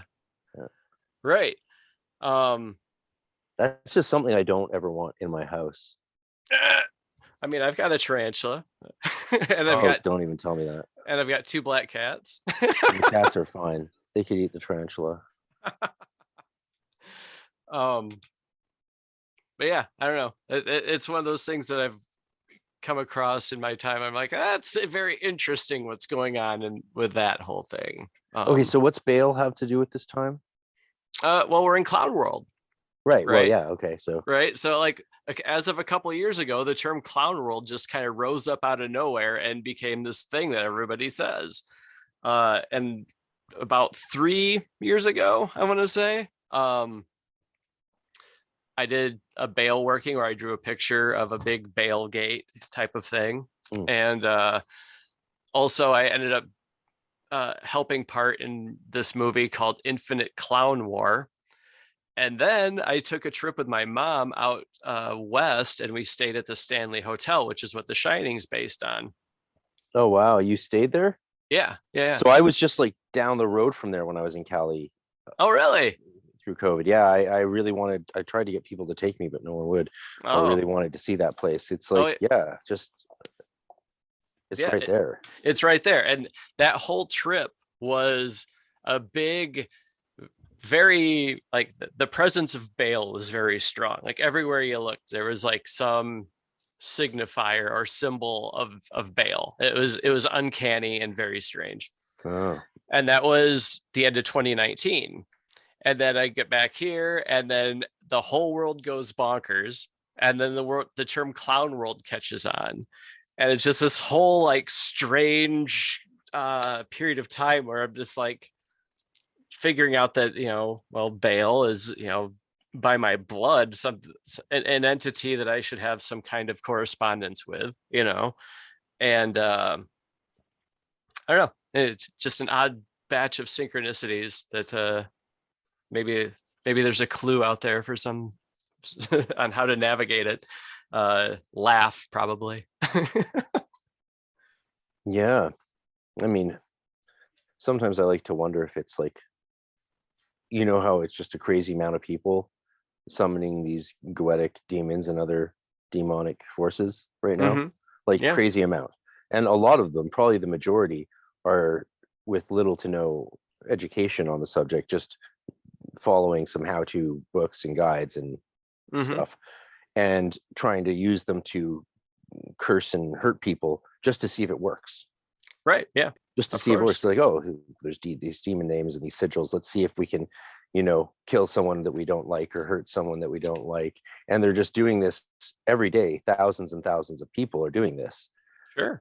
Yeah. So what I wonder, I'm not too worried about whether or not they're hurting people. I'm pretty confident that they're not nearly skilled enough to do anything to anyone except maybe themselves. But I wonder if that amount of people working with these beings is having this sort of effect on the world or contributing to it in a big way. I would think so. They're casting their energy towards these egregores. Well, that's a way of sort of psychologizing or microcosmicizing what they're doing. I mean, because we're talking about actual entities, right? Actual creatures that they're calling. Yeah. Right. Even beyond the egregoric forms that we can create out of our own microcosm by ourselves or with others. Mm-hmm. Yeah. I mean, and it depends on the person doing the working too. Like a lot of people work from a purely psychological level. They believe in these gods and things, but they also approach it as like, well, yeah, it's in me and of me. So, just as like God is in you and of you, and you're a reflection of and all of that, Yeah. I wonder sometimes who the Goetic demon Baal is, because I didn't study Goetia for many years. Like I was 10 years before I even really looked at it seriously. And then another 20 years after that before I really started looking into it. So, so that's over a long period of time, I've had very different perspectives is what I'm saying. And mostly for me, Baal is a god, is like an Ugaritic god, like very similar to El. Like there was the god El, sure, and then taking over from El was the god Baal, right? What means Lord or Master, right? So if I'm working with this god Baal, who's a very nice guy, Mm-hmm. more or less. He's a little erratic, but they're all a little erratic. Yeah, if he can To take a me, joke, he's fun. Yeah, but it's nothing. Like, I don't understand the relation with that god to the later Goetic Baal or Baal. Well, I think the Goetia was a collection of demons that existed or were known to exist. In addition, some were probably created for that as well. I wasn't there when it was drawn up, so I can't speak exactly on it. But yeah, we'll past life regress you next time. Yeah, well, yeah, maybe I'm up for it. Cool. But yeah, like I think that the ancient Canaanite god Baal or Baal, however you're gonna say it, was he was just brought forward into the Goetia. I mean, they put him as the number one demon in there. So, so yeah, I feel it's the same entity or energy. It's just you think some so? people. You think so, huh? I think so. Yeah. Yeah. Well, that would explain why he's all pissed off at like being reduced in stature and status. Of course. Yeah. Huh. Yeah. Interesting. Yeah. Yeah. I mean, he seems to be the same in my workings with him, but again, everything's subjective too. Somebody may have a different methodology, or that it comes across as different entities to them. But then you also have to keep in mind that he's the twin god too. So so maybe he's just showing you a different side of himself. Indeed. Yeah.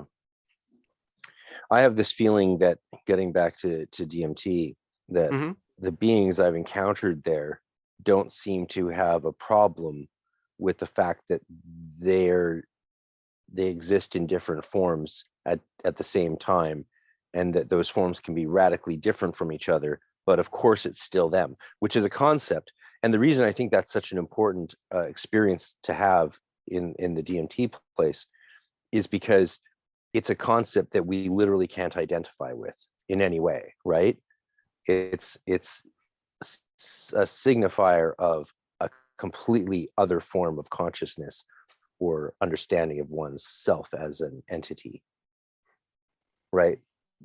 Basically to present as different forms. Yeah. Well, yeah. Well, you're talking to me here over Zoom on a podcast, but you're not also doing something somewhere else with someone else physically. Looking different. You're just not. You're not. Yeah.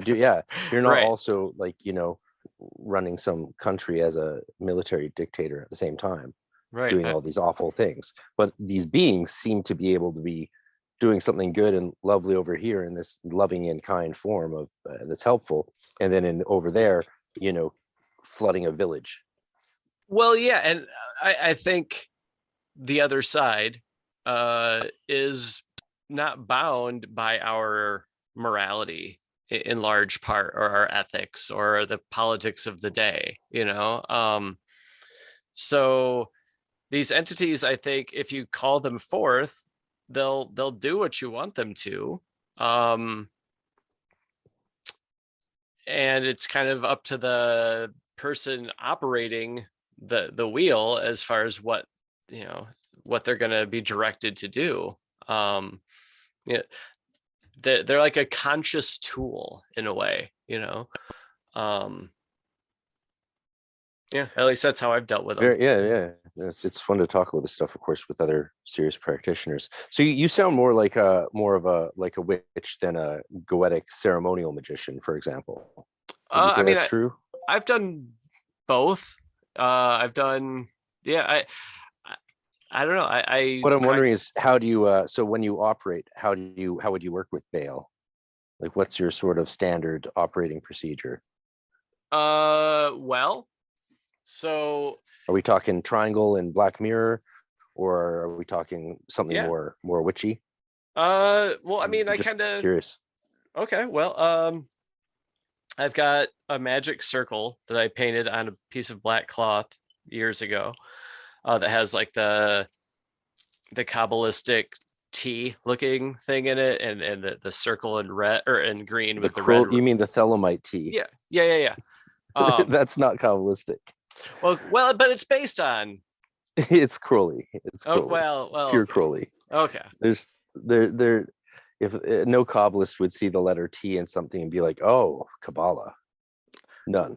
Well, but but also the one square on that, it's split into 4. I think it is supposed to be a map of the Sephiroth. I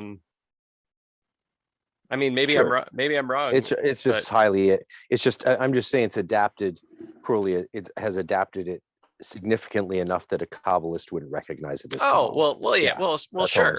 Yeah. Oh yeah.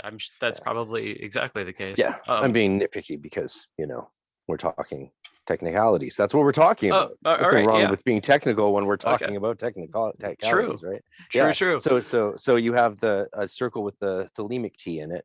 Yep. And divide into 4. Now, nothing wrong with any of that. I'm not against it at all. No, I would rather have a tet or a tav or whatever you want. I'd put a Hebrew letter in there. Well, and I probably will when I make another one at some point. This one's getting a little worn out over the years. And tet's not a bad letter for a magic circle. I mean, look at the Mather's Lesser Key of Solomon Goetia book. He's got Mather's designed the serpent that spirals out right from the tail. Oh yeah, and the classic Goetic circle image. That's Mather's design. Yep. And it's got the divine names going from Ehieh up at Keter down through the whole hierarchy of all the Sephira, but terminating at the moon, Levinah, which is very interesting because it ties into it ties into everything. That, let's face it, the lunar realm is where it terminates, and then the magician stands there. What was my point? Did I lose track? Where was I going with that? I'm not entirely sure. Oh well. Anyway. Yeah. Damn it. Oh, you're talking about tet being appropriate. Oh yeah. Well, think about it. Tet means snake. Yeah. Well, so like having a letter tet in the middle of a circle would be a nice.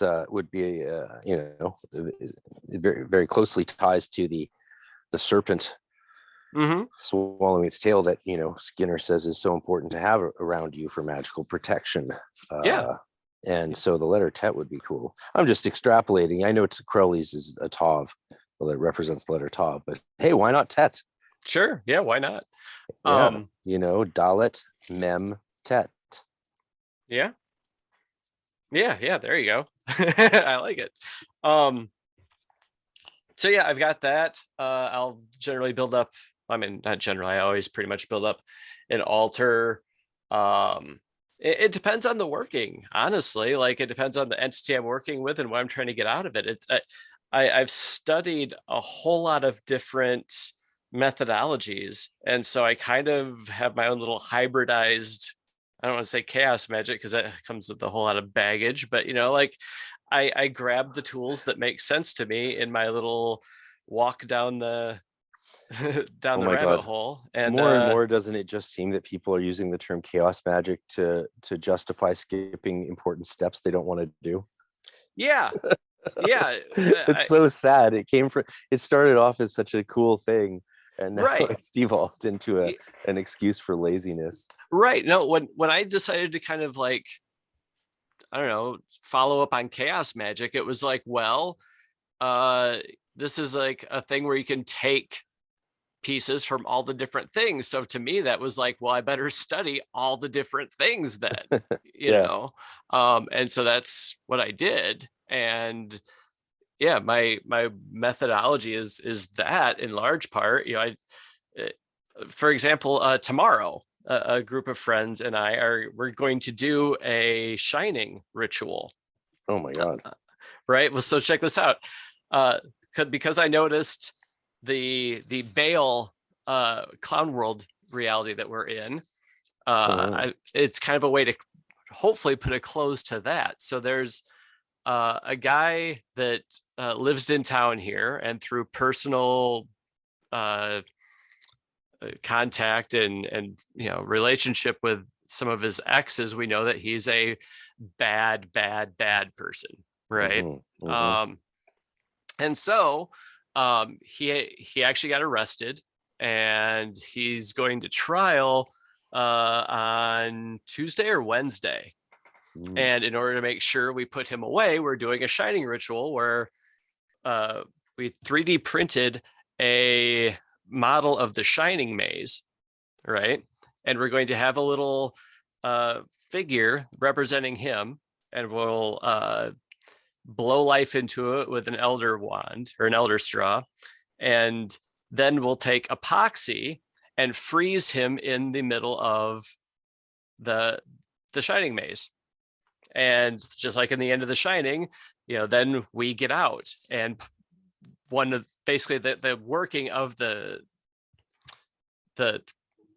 ceremony that we're doing is I bought a 1,000-piece Shining puzzle, and there's a group of us. We're going to eat acid, do this ritual, and put together the Shining puzzle all in one go, as a way to make sure this guy never gets out, and as a way to hopefully get us out of the clown world. That makes sense. Yeah. Yeah.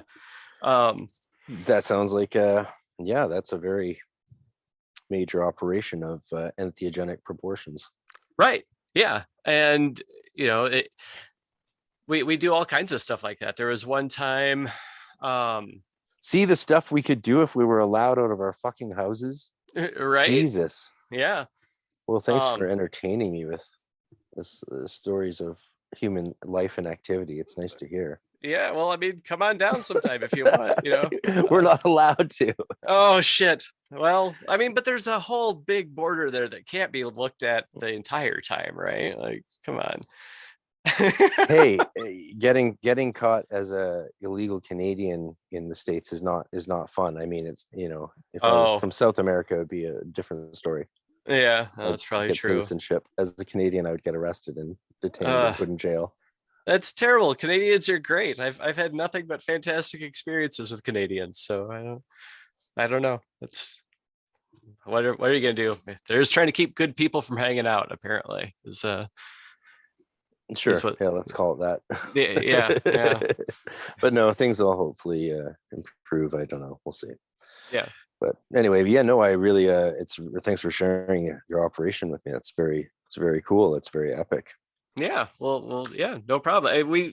There's a group of us, and we when one of us has a divine little inspiration of, hey, we should do a working to accomplish this, and how could we best go about that in a symbolic way, because that's how you speak to the subconscious. That's how you make the real magic happen, is you work in symbols, because it bypasses the conscious mind that way.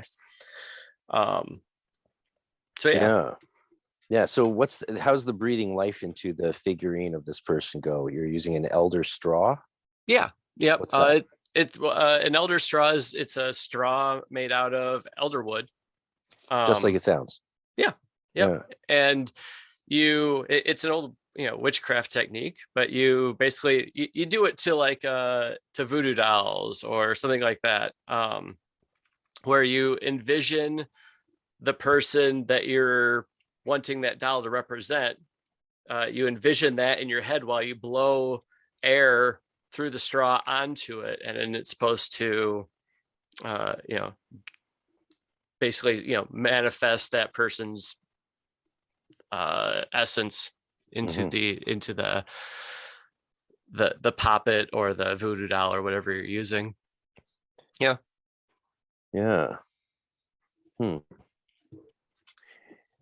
Any other are there other spirits or entities that you would use in that ritual to cause the effect to occur?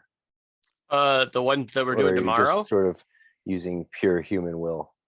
Are you talking about for tomorrow? Yeah. I mean, basically Baal. Baal's the one that we're you are using Baal. Yeah. Amongst our group, like we've kind of seen enough things that point to The Shining being a very Baal infused film.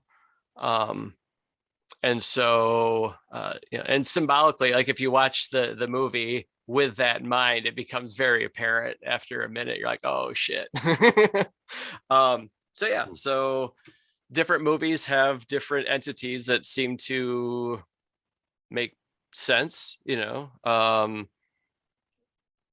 don't know, it gets kind of meta. You're like, okay, well, this movie embodies this entity, so we'll do some kind of working with this entity by doing something linked up or mimicking or acting out that movie or a character from this show or that show, or those types of things, because you're trying to personalize this energy and give it a face in your mind so you can work with it. They're easier to work with that way. So yeah. Well, yeah, I think it's very true about cinema and popular culture and art as it can be used in magic. That's something that that I don't know if it was Chaos Magic that noticed that, but yeah, and I think that's a really accurate observation. I mean, The Shining lives so strongly and everyone involves consciousness. It's such an easy current to pull on. Without much ambiguity or uncertainty as to what energy am I pulling in exactly? What do I want to focus on? It's like The Shining. Oh, right. Right. Yeah. That was horrifying. I can focus on that. Right. And with acid, sure, why not? Yeah, right. And probably what we'll do too is we'll probably have a Saturn aspect of it as well, because Saturn's, punishment. And freezing you into a situation, so we'll probably work Saturn into it. And let's see. I was gonna say something else too, but it slipped my mind. Shit. Oh well. Yeah. Oh yeah, like I've got. So I'm in the middle of drawing my own tarot deck, and cool. So we'll probably take a few of the pictures that make the most sense for the working and hang them in the dining room where we'll be putting the puzzle together. So Justice is one. The version of Justice I drew, I put Kali in as Lady Justice. Because I felt justice needed a little more teeth in this world that we live in, because a lot of people get off with some dumb shit. They do. I mean, it makes me wish I could do black magic sometimes. Yeah. But I do. Yeah, you do. You do. I know, but you're lucky you didn't take some vow when you were young. Yeah. Some of us are stuck with that, for better or for worse. Yeah, we all have our own path, but yeah, it's an interesting thing. I like to talk about it with people whenever it comes up, the black magic of it all, because it's one of those interesting things that's pretty much been thrown out by modern magic practitioners entirely. The taboo against using magic on others against their will has basically been wiped out of modern magical practice, with the exception of those of us who are trained in traditional orders that have those vows. So that's actually quite an interesting sort of, it's not really a power imbalance, but it's an interesting imbalance of sorts. You know what I mean? Yeah. Does that make sense? Yeah. I don't know if you've thought about this much. Maybe you're not, because you're free to do it thou wilt. But it's something I think about often. And other magicians out of the Golden Dawn tradition generally won't talk to me about it, even when I bring it up. I don't know why. The way I see it, it's almost like a vigilantism, like if you're going to curse somebody, it takes some energy and it takes some doing, if you're going to make it good. So just cursing willy-nilly it's going to backfire on you firstly, but like secondly, that's a whole lot of work for some nonsense. Mm-hmm. But if there's some injustice you see in the world, or some problem or person that is not good, and then objectively not good, kind of like, oh, they talk shit about me, not that kind of not good, but like they're knowingly going out and doing harmful things. And you don't have access to the police because you don't have like a picture of them doing the thing, or the police are ineffective in your area or whatever. Sometimes you have to do something, in order to have a clear conscience about life. And you don't want to go up and shoot them or anything like that, so you figure out how to curse them. And then you give that a go and you see what happens. And, in my experience, it's worked out all right. You've never had any blowback from any of that sort of stuff, eh? No, I've been just in the people that I've cursed. I've made sure they were not good people. I've made sure they were shitheads and were up to no good. And at that point, I almost look at it as like your duty to do something, going back to the twin god dichotomy. It's like the Batman Joker thing,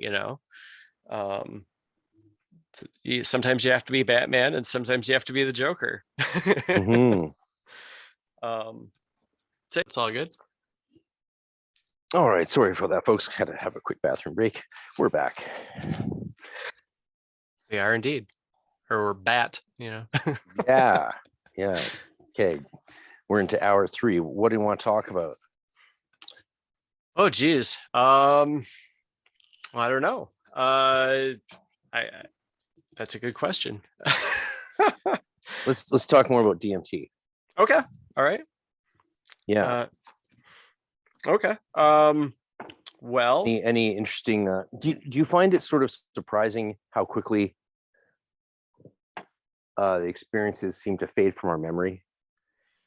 They can. I don't know. A lot of the ones I've had have been so ridiculously potent that you couldn't forget it if you tried. See, I find the most potent ones, like some of them, to be so potent. That's why it's shocking that you can't remember them. Like it's intentional. Okay. Yeah. Well, I mean, some of them, yeah. I don't know. I usually have fairly good recollection of the things that I've encountered there. I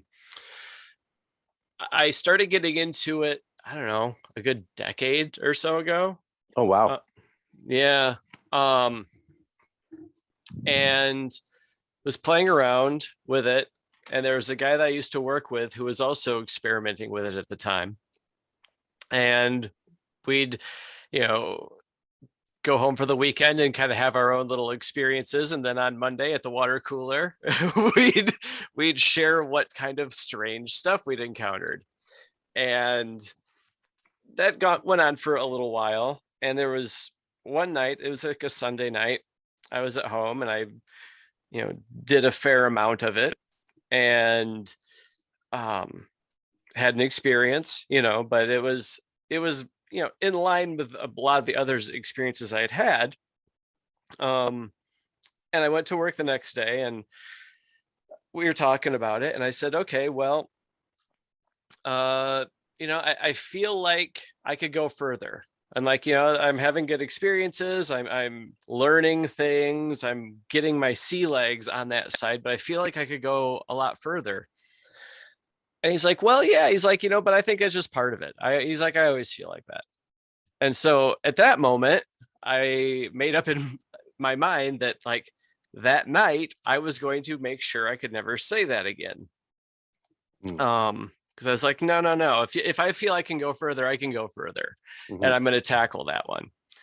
So I came home and it was March 3rd, 2014. Came home that night from work, slept, took a nap, woke up around 11 o'clock and proceeded to load up this. I had a very tall glass bong at that point. It was red and white. And I couldn't even tell you how much I packed into the bowl of the bong. You just packed it up. Just packed it up and then just filled that thing up as much as I could. Do you just torch straight onto the spice? I I want to say that I did. Yeah. Yeah. I was always told not to do that, but I tried it a few times and it was fine.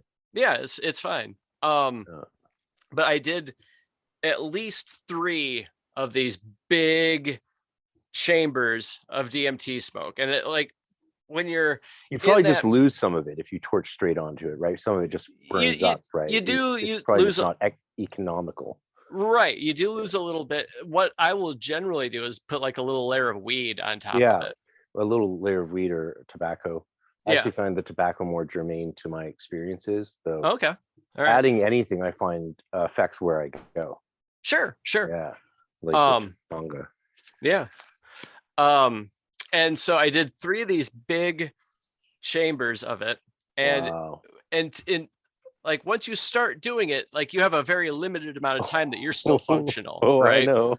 So I was like Indy 500, just like trying to get as much smoke as I could before you lose all limbic function. Right. And what's very interesting is, so I got all these in me. I set the bong to the side of me, and I looked over my left-hand shoulder, and my friend was sitting there, but I was alone in my room. Right. And he was the drummer in my band at the time, and we had a falling out several years later. But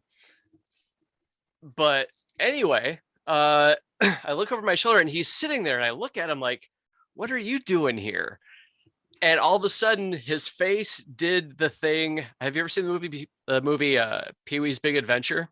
Oh, I grew up on that stuff. Oh, okay, you know Large Marge? Oh yeah, where her face does the blah thing. That traumatized me as a kid. Okay, well, his face did that to me, right? And I'm like, what the fuck? And then this big black hole opens up behind him, and his like weird goblin self like tumbles backwards into this like void, this black hole. And I'm like losing my mind. And then I feel myself getting pulled into this black hole. And I don't know when like my consciousness broke, right? It had to have broken sometime before I saw him, because he was not here. Right. And so I tumble with this goblin creature into the black hole, and then had an experience. Well, okay, so as I was starting to tumble into the black hole, I was having these awakenings in my mind, like one after another, of like, oh, so this means that, and this means that, and that means this. Like, just things made sense that I hadn't made sense of before, but it was like in fast forward, right? And then after I got pulled into the black hole, it was one of those moments where you relive your life, like the near-death experience, right? Where you review your whole life. I had that 100%, but it was like my life was being played in fast forward on a VCR, right? And I remember having all these conversations with all these different people throughout my life, and I was seeing these conversations though through their eyes, almost in a way where it was like I was them telling me the things that I needed to hear through them. And that fast forward through my life lasted up until the point at which I caught up to where reality was, where I was taking the big hits of DMT out of the bong.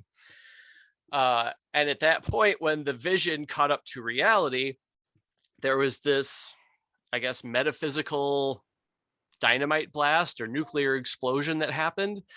And all I could, trying to describe it, it was if I'd become one with the universe, and it was like this big rainbow grid kind of thing. And I was just there in space as God, laughing at the big joke that I had just played on myself for the last 37 years.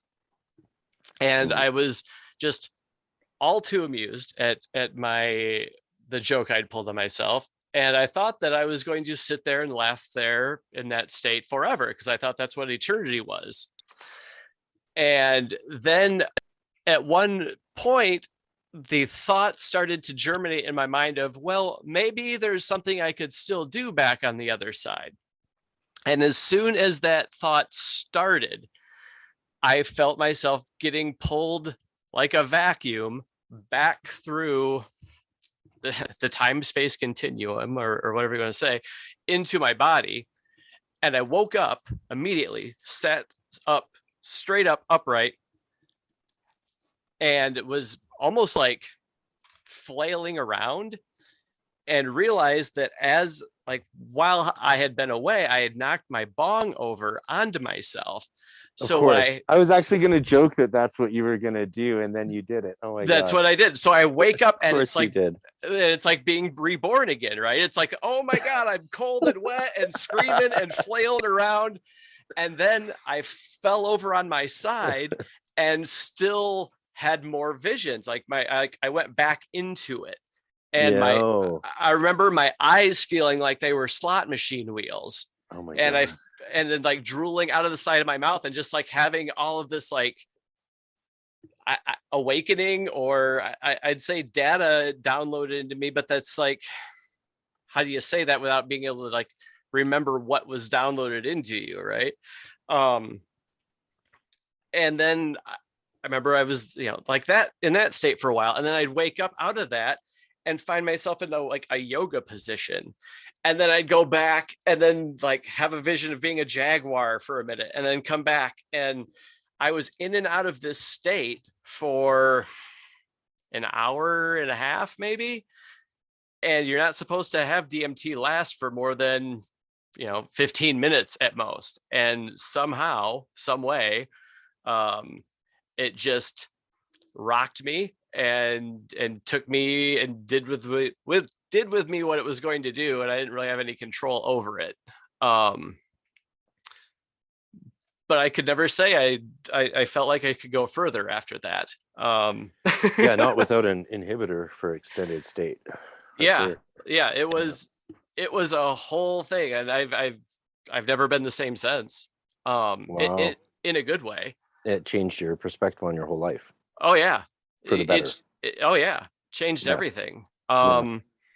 It gave me an entirely new perspective. I found myself just in conversations saying things that I was like, well, that was, like thinking, I'm like, well, that was kind of wise sounding. And up until that point, I just been kind of a smart ass punk rock guy, like I was smart, but like, this is kind of like, where'd the spirituality and the weird insight shit come from, Right. Wow. Yeah. And an after effect of that too was really interesting. For a few weeks anyway, there were times where I would find myself talking to somebody about that experience, and I could almost feel like that experience was about to crawl back over onto this side of the abyss and grab me and take me back into that state again. It was kind of unsettling. Because I'd find myself standing at my office job talking to some woman about real estate, and all of a sudden I'm like, oh God, I'm gonna have an episode of going to DMT land. Oh shit. Yeah, interesting. It never totally happened, but it was like, whoa, what the fuck? Yeah, reality has looked slightly permanently different to me ever since all of that. Oh yeah. Wow. I don't think you could come back from something like that and not be changed in some way. It's why I'm like, I've never advocated drugs at all. I mean, I didn't even start smoking weed until doctors pretty much made me when I was 30. Right. Okay. For medical reasons, it saved my life. Okay. And, well, nice. Then nice. I had to, and then I got better and had my back fixed and all that, and got off of it because I was definitely like dependent on it. Sure. But better than oxy. So there you go. And, right. But when I first after trying in DMT and exploring DMT and 5-MeO, that isn't the same to me as these other so-called drugs. Oh, right. And you can always tell the people who are prejudiced because they always call it drugs. They never call it entheogens or plant medicines, right? They let you know they're coming for you before just as soon as they start the convo. True. No, it's true. Yeah. But that DMT changed it, like the connection to our pineal gland, the fact that you really seem to be out of your body, and the fact that we know you can go out of your body. Why do people seem so rigid in the idea that you can only go out of your body like while you're asleep, or if you're practicing astral travel or an NDE, but the thing that is produced by your pineal gland couldn't possibly do anything other than cause a chemical confusion in your brain that results in hallucinations? It just, it seems so anti-intellectual and prejudicial to me. And again, it's like, it sounds like virgins talking about their favorite sexual positions. Yeah, I know. I absolutely agree. But it's the only thing I've experienced that is so radically different to this reality. It makes me think, if you're alive and you never try DMT or 5-MeO, but specifically DMT a few times, I just feel like you might have missed the entire point of existence. I really do think that. I think to live your life and never try that stuff and never get to see what reality might be is like the biggest loss. Yeah, I 100% agree. I think it's hard to understand what the show's about if you don't peek behind the curtain. Oh, I like that. Well, thanks. Thanks. I just came up with that. That's brilliant. Thank you. I credit the DMT overlords for giving me that little nugget. Title of our sex tape. Do what? The title of our sex tape. Oh yeah, You'll never know what the show's about if you don't peek behind the curtain. Right. But also, some people, it might not be their path to figure it out this lifetime. Well, I don't believe there are other lifetimes, so I think if you blow this one, you're fucked. Okay, well, I mean, that could be too. In that's which why I case, think this life matters. If there was other lifetimes, I don't think our lives would matter that much. Yeah, well, I mean, that's a good point. It does bring a sense of urgency to the table. I know that's not popular in the witch world.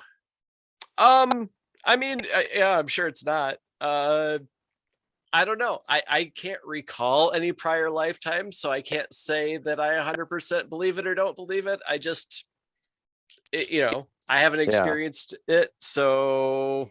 Plus, there's other explanations for people recalling past lives, or even the ones where they recall past lives and then they go get a piece of evidence and find out the murder weapon, and it's like, clearly that person's reincarnated. How come why couldn't it just be a spirit talking to that person, or planting memories, or that person's vibration or soul implanting it, or marking it on this other open vessel or something like that? That to me is just as plausible as someone's soul leapfrogging into another body shortly after death. I mean, that's as just as viable an explanation as any, really. I think, who can say exactly what the mechanics of it are, Well, hopefully we will be able to at some point. I hope we keep studying this and talking openly with each other about it and exploring our ideas, even if half of the shit that we say is probably going to be wrong, or 90% of it's going to be wrong. We got to play with these ideas a bit. Otherwise, we're never going to ask the right questions. Exactly. Play around with the ideas. Don't get mad if reality doesn't turn out like your idea did. Like that there's an expectation on people too of like, well, this is how it's going to be, and then but what if it's not? Yeah. One thing DMT made me more comfortable with was the idea of what state we'll be in after death. I think it's possible. I never thought we'd be very conscious or aware of ourselves, but I think now it is highly possible that we might maintain some form of consciousness after death. But I also think that how we live our life matters more now because of DMT, because I saw some realms and went to some very dark places many, many times. Well, sure. Often intentionally. I saw realms that are way worse than any description of hell I've ever experienced. And in those realms, I got a very clear sense that, yes, you can spend a lot of time, what seems like maybe an eternity, in these places if you so choose, or if you behave in such a way that you end up there as a fragment of your former self, just part of this dark cosmic dance, creating reality in one of the less loving realms. So I feel like it also awakened me a higher sense of ethical responsibility to myself, and fidelity to truth. Sure. Yeah. Well, I mean, it's like the Spider-Man thing, you know, with great power comes great responsibility. If you're gonna lift the weight, you know, by doing the psychedelics and going and figuring these things out or opening those doors, then you better be prepared to use what you learn in a good way, or it will backbite you, you know. You will get blowback and your life will get more difficult. I've seen that happen a whole lot. There's a large group of people over the years that I've known that dabbled with this stuff and didn't take it seriously, or, you know, took other things more seriously or whatever. And yeah, they just wipe out, you know, something. And it's unfortunate. I hate to see it. I don't want anybody to have those types of experiences.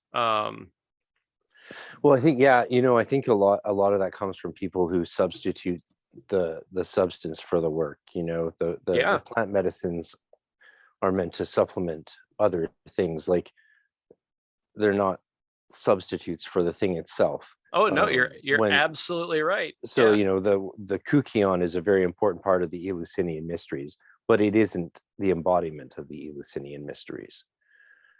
But I would say it's hard to, like, you know, a recent discussion on a forum, you know, had people telling me that drugs have never and never will play any role in true spiritual development or mysteries. And I'm like, what about the Eleusinian mysteries? Well, yeah, and why? And then why did God invent them? The willingness to ignore history for the sake of our own agendas is right, because in this day and age daunting, to say the least. Yeah, well, because people are uncomfortable with something. So, you know, I don't like this, so God must not like this.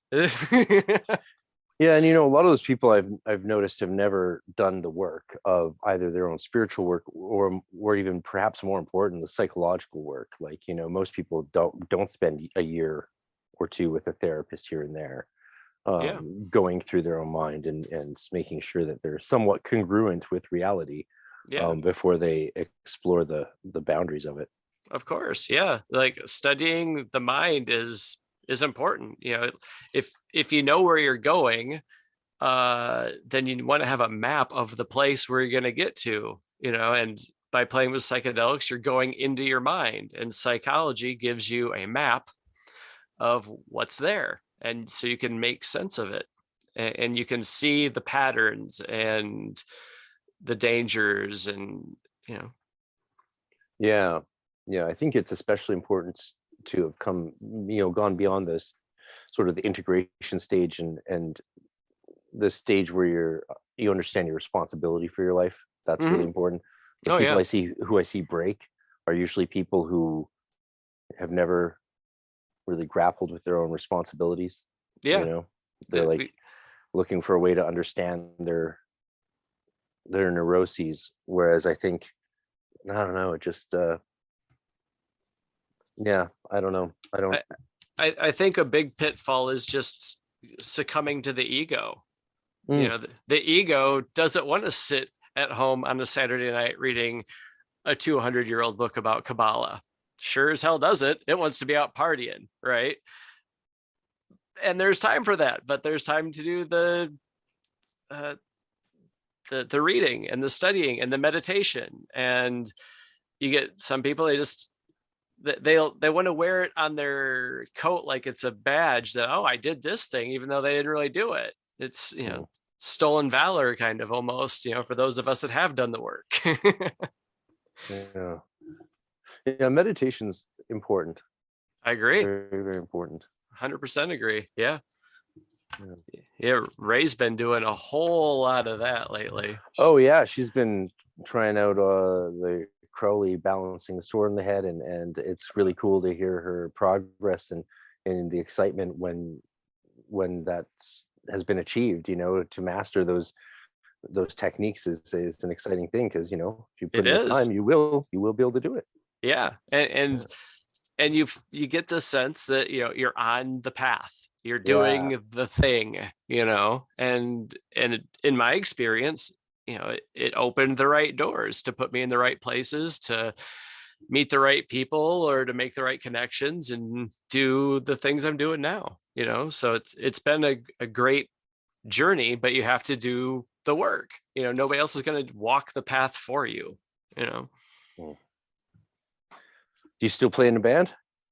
Not currently. What do you play? Guitar mainly. Nice.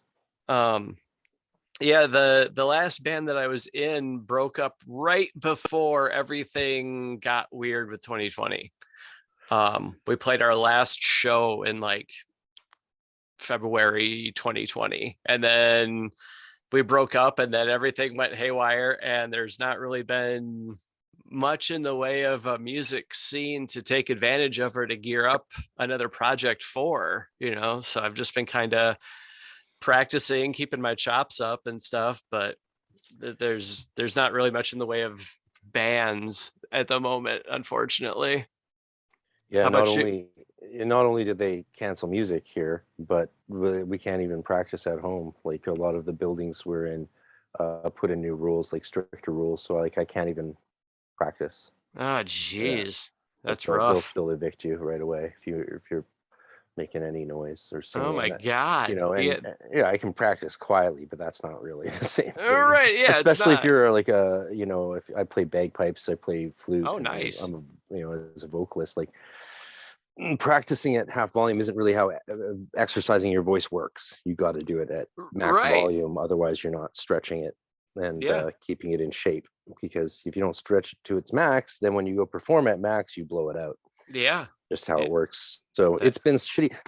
They brought back music a little bit last year, and then in the autumn winter they said we could book gigs. So I booked 24 gigs for 2022 at $300 a gig for just me.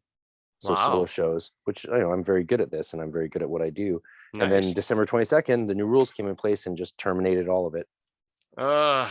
Yeah. And they raised our rent. It was a wonderful month. Plus they canceled Christmas, New Year's, all of that stuff, unless you're rich. Well, of course, or part of the, the government. Yeah.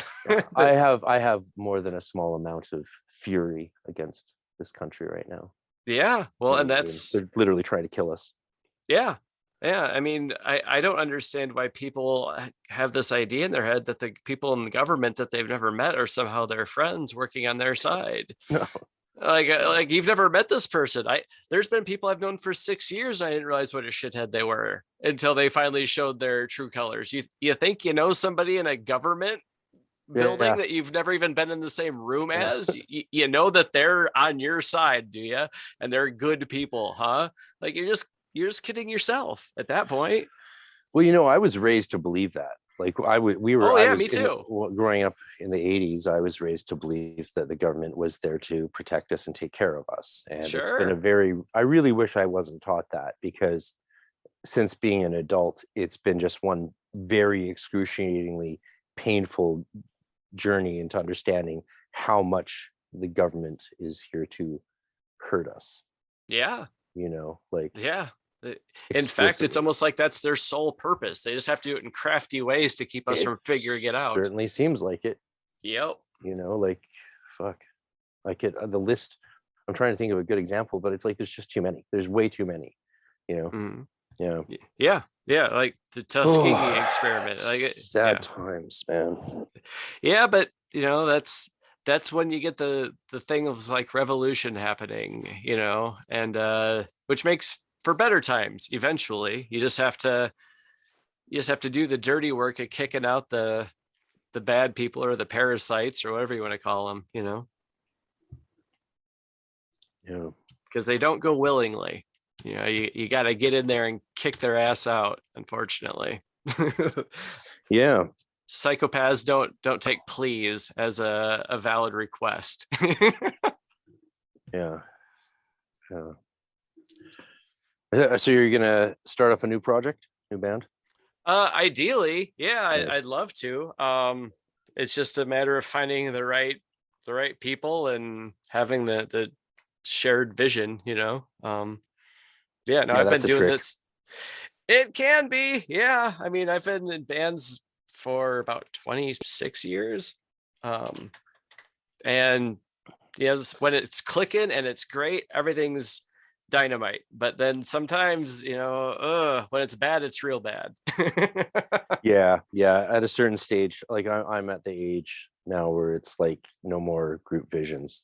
It's more like driving creative force, and then people do what they're told. And a lot of musicians get that way as we're older, because we just don't have time anymore to play mix and match. Well, will it work? Especially when there is a driving creative force with a vision. It's like, hey, let's create that vision, because right. it's a coherent vision with songs already written. Let's just do that. We'll do it as a team. We'll make it as good as it can be. And if it flies, hallelujah. And then everyone can do whatever they want. Right. Yeah. Yeah. It's tough finding people that, have the time to dedicate to it, and that have the time that they already have dedicated to it, to getting adept at their instrument, and like having any kind of musical theory knowledge in the musician scene. If you're not like a classical person, it's just good luck. You're needle in a haystack trying to find people that can that understand what it means to go from 1 to 7. Yeah. Or, hey, for this course, let's move it up a step. They look at you like, what? But never mind, I guess. And those bands can work great if you do share a vision, and if you grow together, and if you're young enough to have the time to do that. Right. Yeah. But I'm 45 right now. I'm not trying to school other 45-year-olds on how to make sense of the chromatic scale. Yeah, totally. Awesome. What was your last band called? Drugs in the Carpet. Yeah. There's a band here in Vancouver that's quite popular called Cocaine Mustache. Oh, nice. Yeah, our stuff was up on Bandcamp. It was one of my favorite bands I've been in. It was a 4-piece. I was the guitar. There's a bassist, a drummer, and a vocal. The vocalist, she could sing like crazy, and she had all kinds of attitude, and and it worked out great. I'll have a listen. Yeah. I thought they were good. We put out a good couple albums. The nice. Two that I was on anyway. The 2 later ones I thought were decent. But I don't know. It was fun. But that'll work its way around, and until then I've just been throwing myself into doing my tarot cards. You're making your own deck. Why don't we talk about that for a bit before we have to go? Sure. Yeah. Tell us more about that. So, making a tarot deck is a form of path working.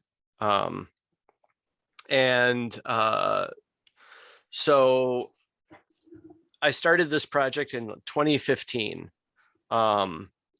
And I'd done a few random tarot based designs for band t-shirts, and just for messing around, hanging up at the house or whatever.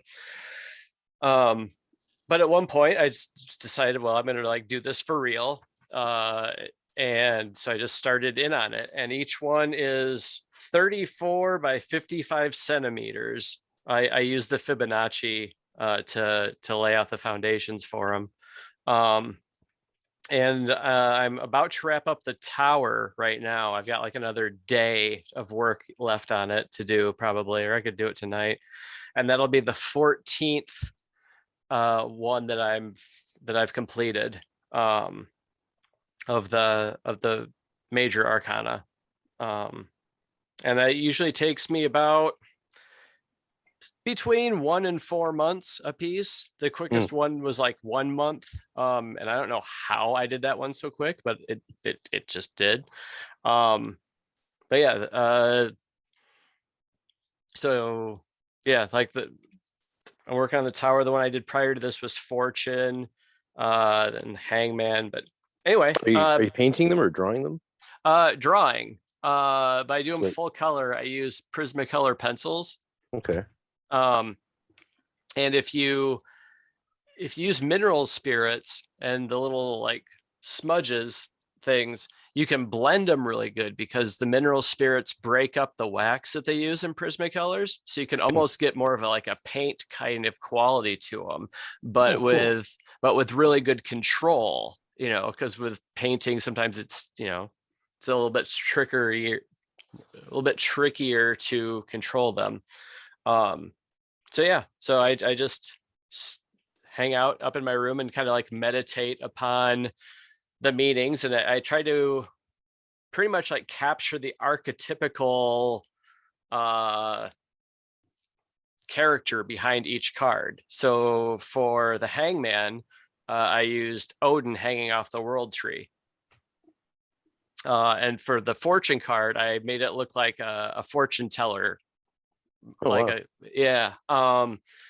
For the Chariot, I made it Charon, the ferryman that ferries people back and forth across the river Styx to the land of the dead.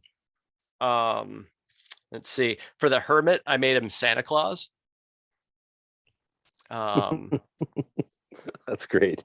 The Pope or the Hierophant is an alien Pope guy levitating. Awesome. The Empress is a half human, half queen bee type entity. So I'm just kind of doing that, I guess. Are you skilled at drawing? Yeah. I hate to toot my own horn a little bit, but yeah, I'm pretty good. That's cool. Yeah, no, I wish I was.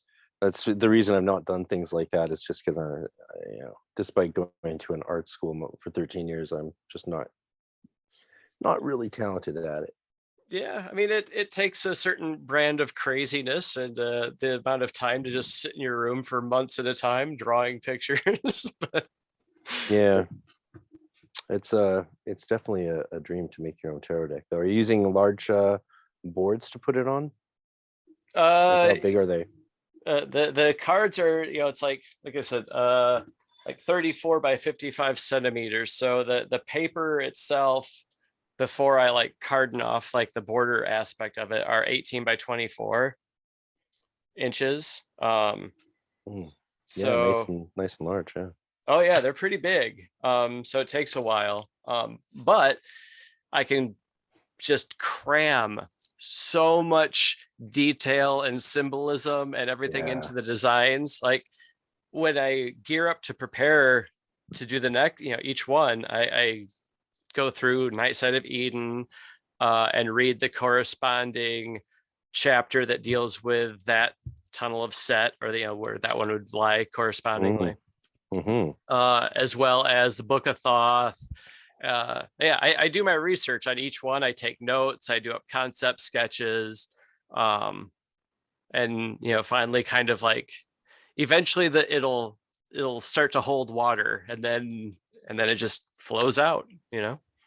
So yeah. Yeah, they're fun. They get very meta at a point where you're I'm drawing a picture of something and I'll look up at a news article. It's oh, well, the exact thing I'm drawing is the exact thing that's happening in the news right now. So that gets fun. I think for some people, it's kind of gotten a little unsettling. Very spooky. Yeah, it's very fun. Oh, it's super spooky. Spooky. But I like it. The Strength card, I made it like a Wizard of Oz kind of thing, where Dorothy's the girl with her hand on the lion. So oh wow, yeah, cool. Maybe you can show me some images sometime. Yeah, I'd love to. I don't know, I could send them to you somehow, I'm sure. Yeah. Or I'll put them in the little group chat thing we've got. Yeah, totally. Thanks. That'd be super cool to see. Yeah, we'll have to do have you back at some point and do a video podcast, and you can maybe show some off. Oh yeah, I'd love to. That'd be great. Oh, that'd be sweet. Yeah. Damn. Well, I can't believe how fast time flew, Gabriel. Yeah, it's been a minute, huh? That was really fast. It feels like we've been. Yeah, that was a fast podcast. It's we're almost at 3 hours. Cool. I have a bit more time I can talk, but I do have to get some things done because we did this sort of, we kind of planned this kind of spontaneous planned it, but no time, right? Yeah, So yeah. it worked out. Yeah, I'd never spoken to you before now, so this is kind of fun. I know.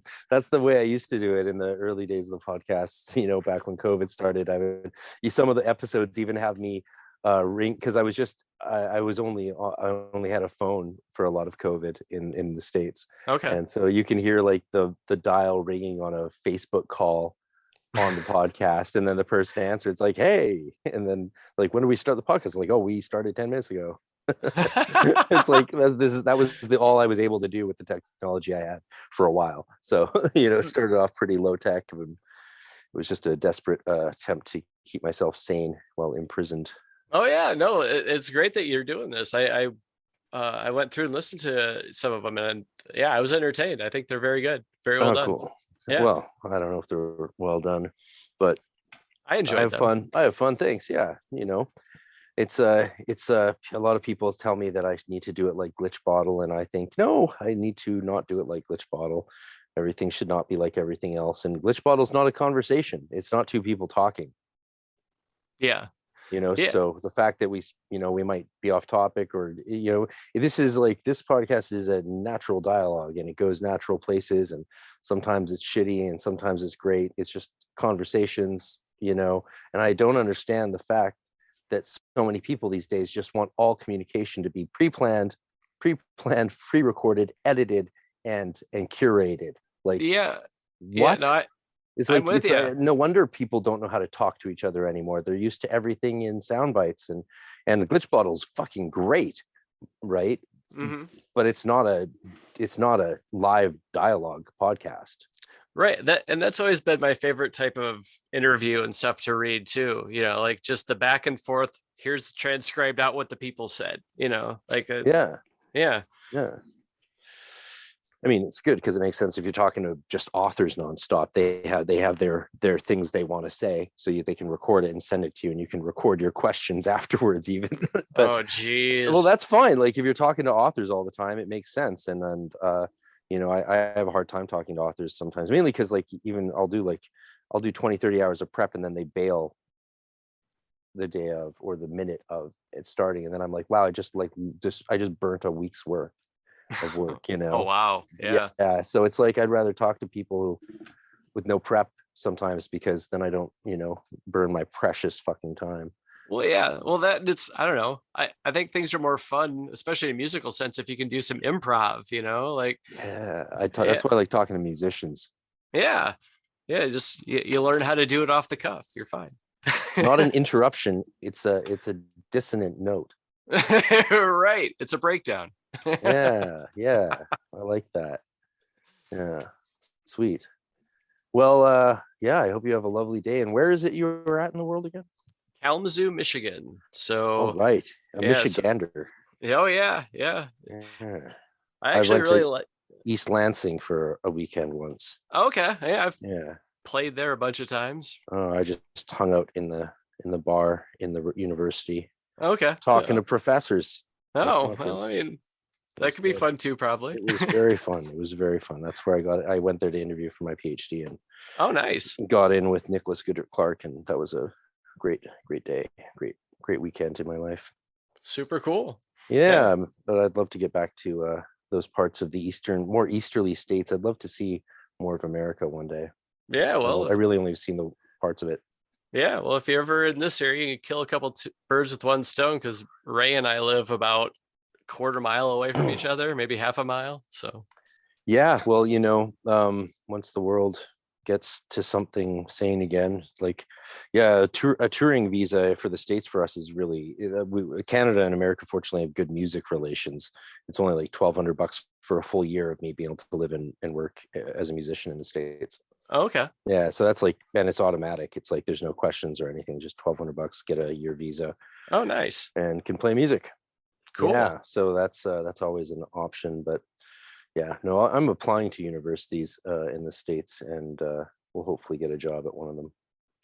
Cool. Yeah, that'd be great. When the world gets back to something, I don't know. There's we're doing ever again. We're doing our part tomorrow to try and get us out of clown world. So we're putting our energy into the process. So well, Yes. Yeah.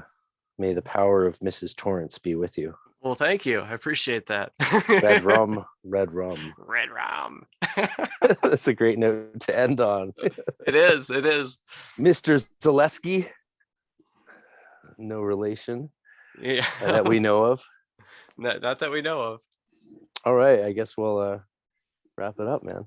All right. Well, I appreciate it. Yeah. Well, thanks so much for talking to me. Yeah. Thank you. Total stranger. And you were wonderful to talk to. I really want to talk to you again about all these things. All right. Great. I love how you just jumped into DMT too early on. I was like, wait, I thought we were talking about Kenneth Grant. And you're like, well, DMT. It's like, well, I mean, they're kind of intertwined in a way in my experience. So, you can't pull, I can't do one without the other in a way. That's totally what this podcast is for.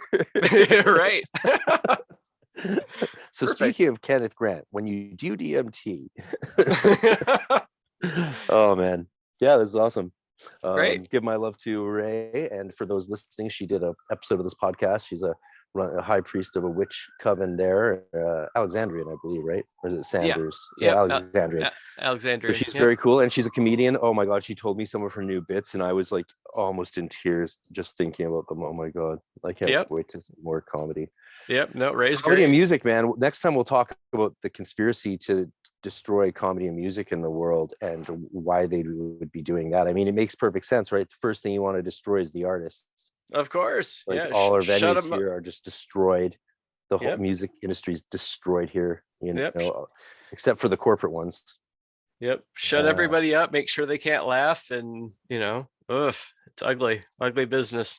Yeah, we just actually in Canada, we just sued a Canadian comedian, I don't know if he's Canadian, just got sued the second time for the same joke by the same person. So the first time he had to pay $30,000, because if you tell a joke in Canada that people don't like, you have to pay $30,000. What? We've charged that. We've 2 Canadians have had to pay it. Oh yeah, or you go to jail.